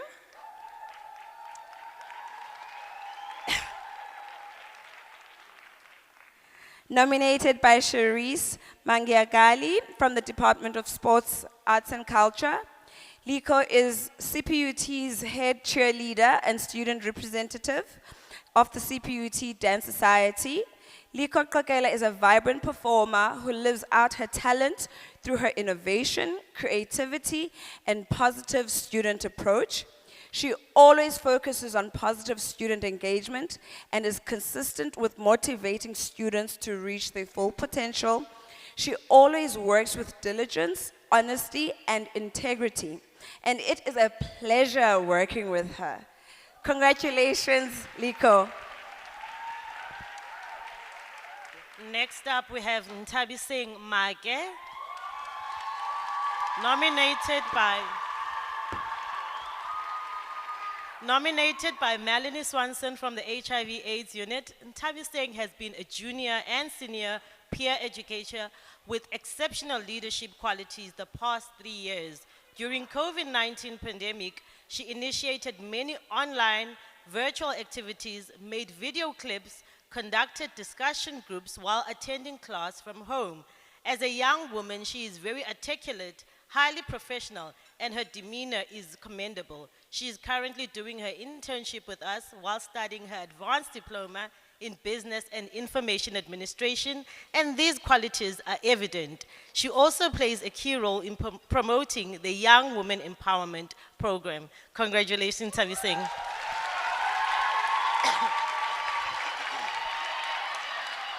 Next up, we have Rufuno Jessica Ratsitimba. Is she in the house, Rufuno? Nominated by Ansela Rubenheimer from Student Counseling. As a student counseling peer helper, Rufuno is always willing to go the extra mile. She is always the first to raise her hand when help is needed. When she has referred student, she tries to do follow-ups. She is someone I can depend on and has shown a willingness to assist other peer helpers as needed, and always with a smile. Give it up for Rufuno. Next up, we have Siolise Mjikelo. Siolise? Oh, you're in the house. Nominated by Amy Williams and Prof. Karen Yoster from the Health and Wellness Sciences, we hereby report that one of your Bachelor of Nursing students, Siolise Mjikelo, will be traveling to the province of KwaZulu-Natal on the 28th of July to the 1st of August 2022. She has been selected to represent the South Africa in the FISU University World Cup Combat Sports to be held in Turkey from the 25th to the 30th of September 2022. This camp is for preparation for these World Games, and all selected national team members are expected to attend. Siolise is one of our provincial prospects. She received a gold medal in the USSA National Championship held in Mpumalanga in April this year.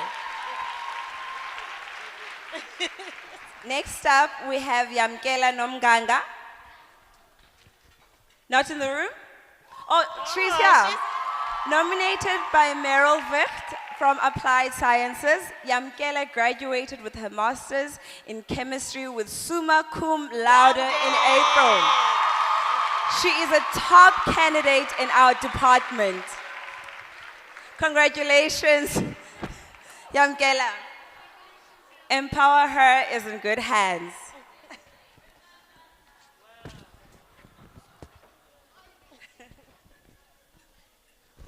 Next, we have Tyler Mendelson in absentia. So she was nominated by Miss Mariette Hettington from the Hotel School of Business and Management Sciences. She is 21 years old, born and raised Capetonian. Academics always came naturally to her, and she excelled in matric with 4 distinctions. I decided to study hospitality management at CPUT. She has always been a hardworking and dedicated student that went the extra mile while studying at CTHS. She made us very proud with her brilliant academic achievement of receiving the Dean's Medal. She completed 2 internships, the first at Element House in Bantry Bay, Cape Town, and then at the Houghton Hotel in Johannesburg before graduating. She relocated in April 2022 and is currently working in the hospitality industry in London in the UK. And then we have Nosipiwe Queen Undana in absentia as well. Oh, there she is. Nosipiwe was nominated by Sylvia Buertes from the Faculty of Business and Management Sciences. Nosipiwe Queen Undana is a very hardworking student with academic performance above average. She participated in the 2022 first-year orientation program and is currently a first-year tutorial assistant for Business Computer Applications 1. She participated in the Faculty Quality Management Forum and is a member of the Faculty Student Support Forum. She received a Cultural Events Award and is the top learner in business studies and is a great leader in leadership camp, and she received a certificate for successful completion for the project support services. Nosipiwe is also fluent in 3 languages, English, isiXhosa, and Afrikaans. Congratulations, Nosipiwe. Next up, we have Michelle Nomdo Philenda. This is in absentia. She was nominated by Anthea Whittaker from the Faculty of Business and Management Sciences. Michelle Nomdo Philenda is a class representative and is being nominated for her service to others. She has volunteered for this role to act as a liaison between the lecturers and students. She does this with grace and with an attitude of respect. She responds to urgent messages to act on within a 5-minute turnaround time, no matter the time of day she is contacted. She is always ready to oblige. She plays a calming, reassuring role to the class when students are in panic mode about submissions or uncertainties. She indeed is the anchor and negotiator on behalf of the class. Next up, we have Asavela Zizipo Lengisi. Asavela, are you in the house? She was nominated by Ngumbeko Mbusi from the Faculty of Business and Management Sciences. Asavela has always been willing to help, listen, and offer advice, making her the best class representative we've ever had. She is deserving of her award. Congratulations, Asavela.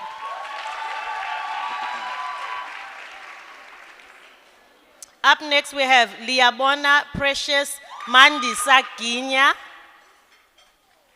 She was nominated by Lerato Ntantiso and Patience Kagoza from the Faculty of Business Management and Sciences. Liabona is one of the most active students I know. She avails herself more than not. She has participated in several things at CPUT, namely tutor, teaching assistant, current, class rep for 2 years during COVID, junior peer educator, and won second place junior peer ed for 2020. Junior peer ed got third place role model of 2020, senior peer educator 2021, participated in residence netball and gym 2021. Ms. Ginya, because always goes above and beyond for us as her classmates and our representative. She doesn't need to be asked, but instead she does it from the goodness of her heart, and she is passionate about it. She is the most helpful person I have ever met and always will be.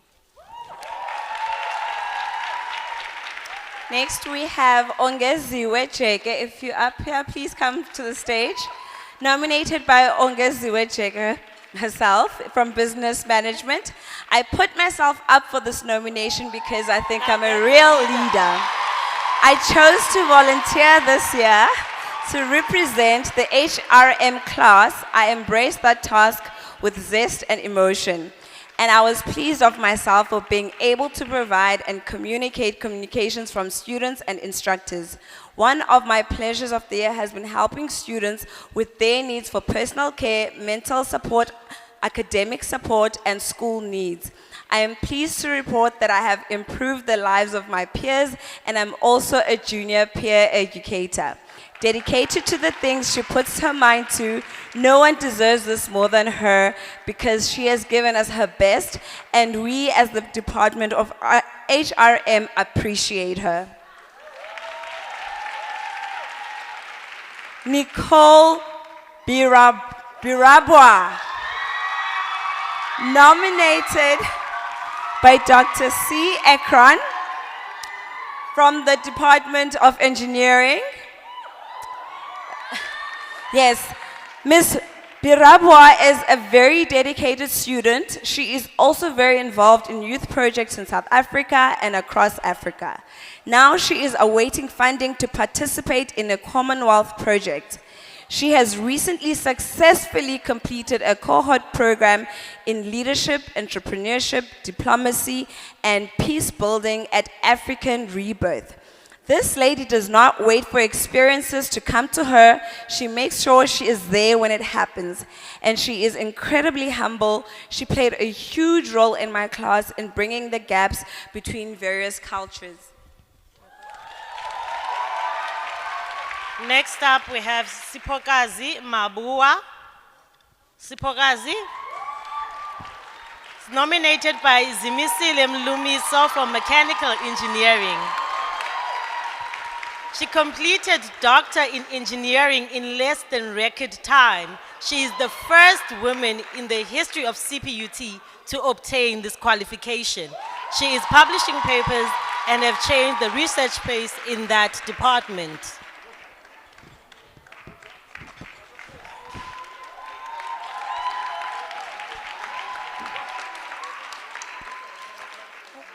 Next, we have Anande Kuse. Anande, I'm guessing this is in absentia. She was nominated by Muhammad Ali from Sports and Culture. Anande is among the top 3 junior table tennis players in South Africa. She is the #1 ranked woman in the CPUT Table Tennis Club. She recently donned the national colors of South Africa at the 2022 African Junior Table Tennis Championship, where the team returned with a bronze medal. She is also a member of the Western Province Table Tennis team that will compete at the South African Championships in Durban in October 2022.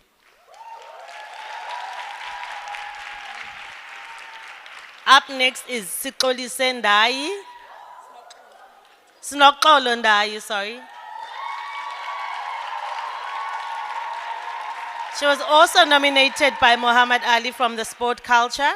Sinoxolo is a CPUT first team netball player who was selected to represent Western Province B team at the SPAR SA Netball Championship during August 2022. She has steadily improved over the years from junior to senior ranks. She is a versatile mid-court player and a team leader on and off the court. She recently led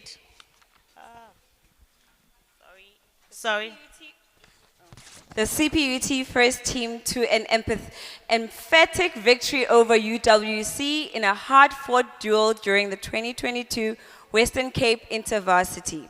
She is disciplined, hardworking, and a courageous individual.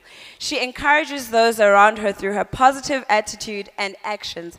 Sinoxolo is a final year sport management student at CPUT. She has developed into a strong leader during her time at CPUT and a role model to her peers and a great asset for sport at CPUT.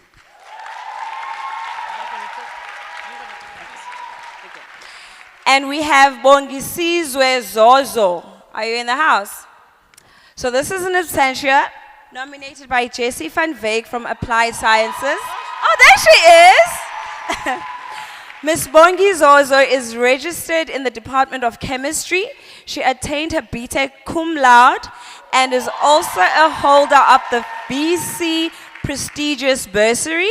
She is doing her PhD with Prof, which as supervisor and myself as co-supervisor with the topic purification and characterization of black soldier fly larvae protein. She is currently, okay, it cuts off there. Thank you very much. Congratulations, Ms. Zozo.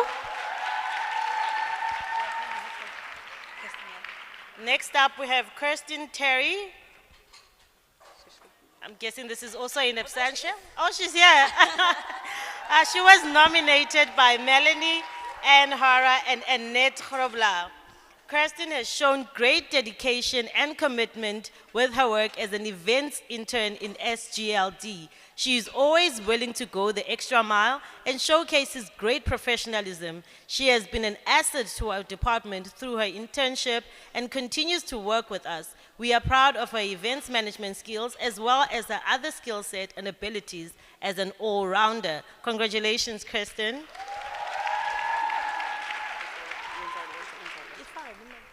Next up, we have Yvonne Maposa. She was nominated by Jesse van Veek from Applied Sciences. Dr. Yvonne Maposa, who graduated in April, registered at least 2 patents. She registered at least 2 patents, one in USA and one in the UK, and published 5 papers from doctorate only. Attained summa cum laude throughout her undergraduate career and cum laude for her master's. She was a VC medalist and a holder of the VC prestigious bursary. She is not currently registered. She graduated in April. Next, we have Otem Callaghan, nominated by Belinda Berman, the lecturer. Otem was a first-year student in my Business Administration 1 class in 2019. I noticed how dedicated, driven, and conscientious she was after the first set of formal tests. I worked very closely with Autumn on a fundraising project for the Red Cross Children's Hospital in 2019. As the years have progressed, Autumn has pushed the boundaries necessary for growth as a female student, but also achieved unbelievable academic success. Faculty cum laude female student. Thank you for recognizing the wonderful talent we have at CPUT. Next up, we have Umada, guys. Nonele, Kanyile. Nominated by Apile Ndevu. From the Student Governance and Leadership Development, Nonele is playing a big role in student leadership as she is currently the Secretary General of CSRC, and she was previously the chairperson of PASMA Belleville branch. She is also focused on her studies as she is currently doing her master's.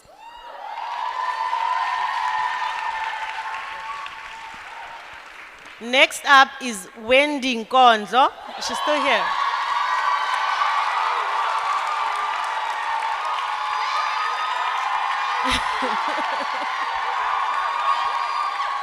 She was also nominated by Apil Ndevu. Wendy is nominated because of her character as a student leader. She is the leader that always consults with the people that she leads. She also consults with the team that she's working with. Wendy is currently chairperson of District 6 LSRC, and she is former EFFSC chairperson, and she is a good role model to young girls. She always fights for LGBTQI community.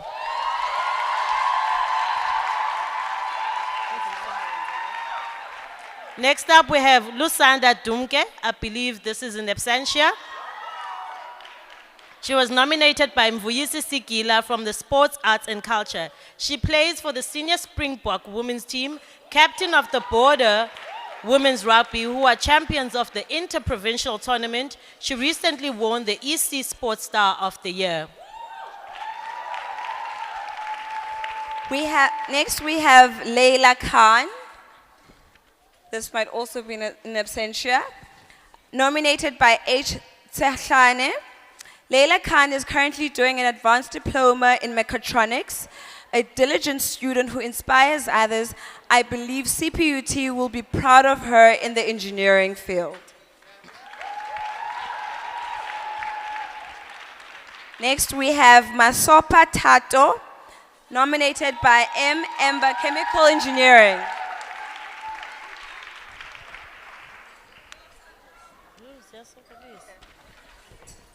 We're reading a book here, ladies. An inspiring, brilliant student. She has done exceptionally well during communication classes, working well as a peer mentor. Though she is not the representative of her class, she does not hesitate to coordinate her colleagues to get an exercise done when needs be. Adding to her calm nature, she is attentive and responds to questions and answers during lectures in an interactive manner that shows progress. Her peer assessment and collaborative attitude is in the information literacy class with the chemical engineering librarian earned her an electronic charging bank as a reward. She recently lost her father, but this did not stop her from responding actively during class sessions and peer collaboration. Congratulations.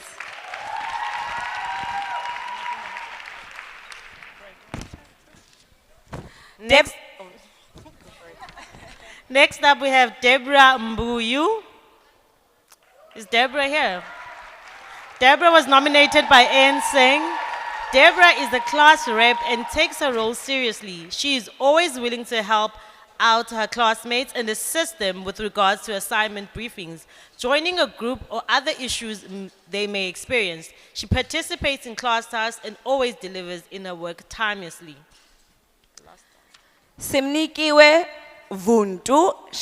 This is an absentia nominated by Lillian Fontaine from the Disability Unit. Simnikiwe is a residence rep and has advocated for the rights of students with disabilities in the residences. The Disability Unit is very proud of the respectful way she conducts herself and that she shows the insight to advocate on behalf of her fellow students. Simnikiwe also represented for the DU at an event and she received positive feedback. Congratulations to the ladies. And that's it for the awards, guys. Now, obviously, these are not the women that are receiving the awards. Each and every one of us on a daily basis do acts that warrant us to receive awards, whether it be just a pat on the back or just someone telling you you're doing a great job today. Guys, that in itself is an award to remind you that you need to keep pushing, need to keep being the woman that you are.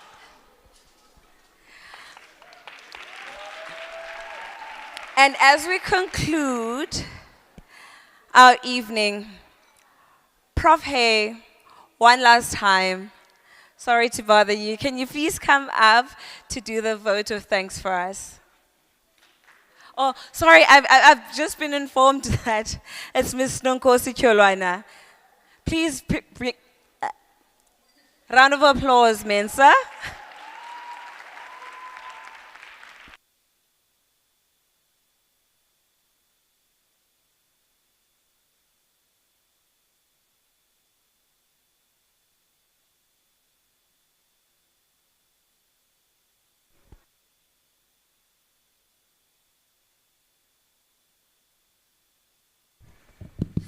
Okay.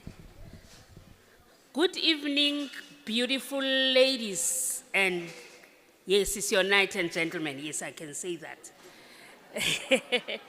Okay, thank you very much, colleagues. Mine, I know I'm standing between you and your desserts, so I'll be very quick to say one of the key takeaways today is that you are signing up. You are signing up for being the first cohort of CPUT South Africa, EmpowHer South Africa.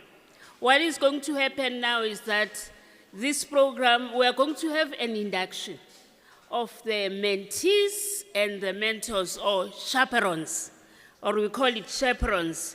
And then programs will also continue.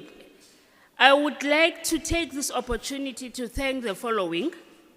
Prof. Heiswema, for always having the student at heart and with that heart of caring. Thank you very much for blessing us with the opening remarks and also providing us with the way forward. Prof. Beatrix Opioli, you are not only the the custodian, or you gave birth to this program from your other involvements. You also took it over to our CPUT. And thank you very much for even providing us with a background as well as why we are here. Nonele and the SG and the chairperson of District 6. When I saw Nonele and Wendy talking this evening, I just said, I'm so excited because this country is in good hands. I feel that, I'm sure you also feel like that. Colleagues, this event would never have been what it is today if it wasn't for the capable and efficient hands of Miss Melanie Enhara. Kwaban, clap. Melanie Enhara is also, is going to incubate this program. She is going to drive this program together with us across the university, across the student affairs and other sections. Again, Tumiso Mfisa has also been the man in charge of everything. We know Tumiso. Those were the great teams. Busiswa Lukride has been also the brains behind this event. Nelly Siwe Malika, the brains behind this event. Again, I would like to thank our governance interns. Kirsten Terry, you know, she's the one who even designed the invite. Sisanda Kati, Asapiwe Konjwayo.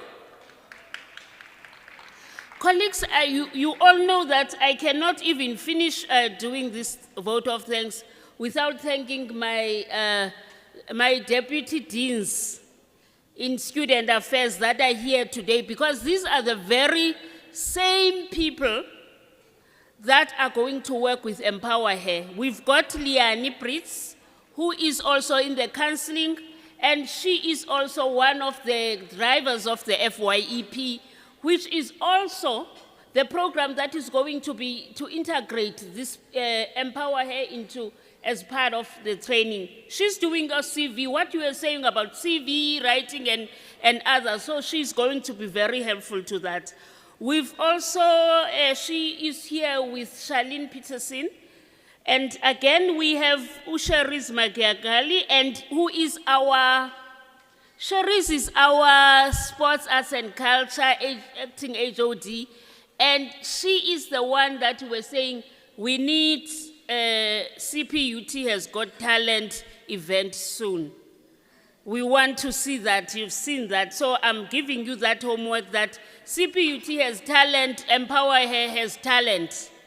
Again, we have our HOD Amanda, Dr. Amanda Ishmael, who is also, because as we continue promoting this EmpowHer, we must also not forget that we need to integrate women, or young women with disabilities, young women with gender identity. So young women with disabilities are very critical. You must always ensure that your programs mainstream that.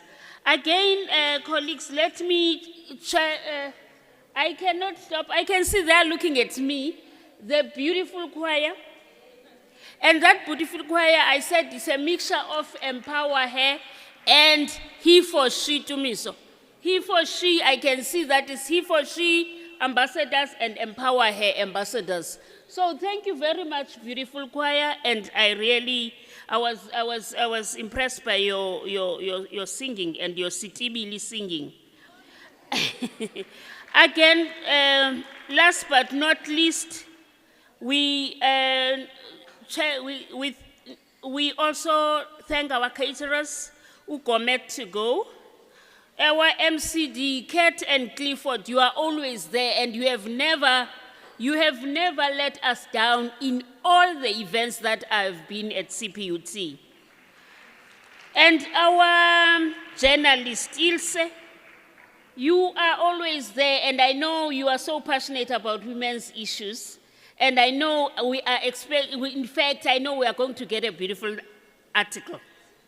And Prof even said, we hope MCD will even put those profiles in the website as part of that.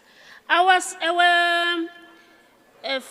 pin code DJ, thank you very much, and your technical equipment.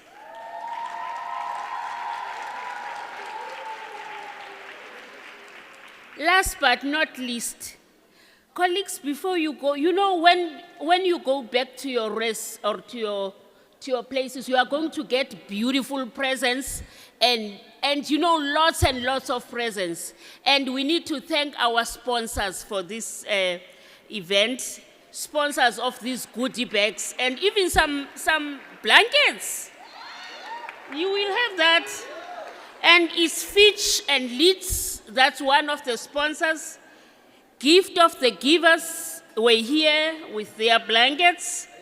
CK Marketing and Partners also contributed from your packs. Zahara Hair has contributed to your packs. And as I close to say thank you to all the participants, everybody who was here. And I'm also encouraged, Prof, to see we have our young doctors and our young doctors and our young master students that we think they are going to be Spogazi. I saw Lolwe too is also a PhD candidate. I saw others are masters. I think those are the people that are going to form part of our mentors and other postgraduate mentors or chaperone training in order to ensure that this program is a success. Please enjoy the day and enjoy your dessert and music. You can have music, but I think you should go home now because tomorrow is classes.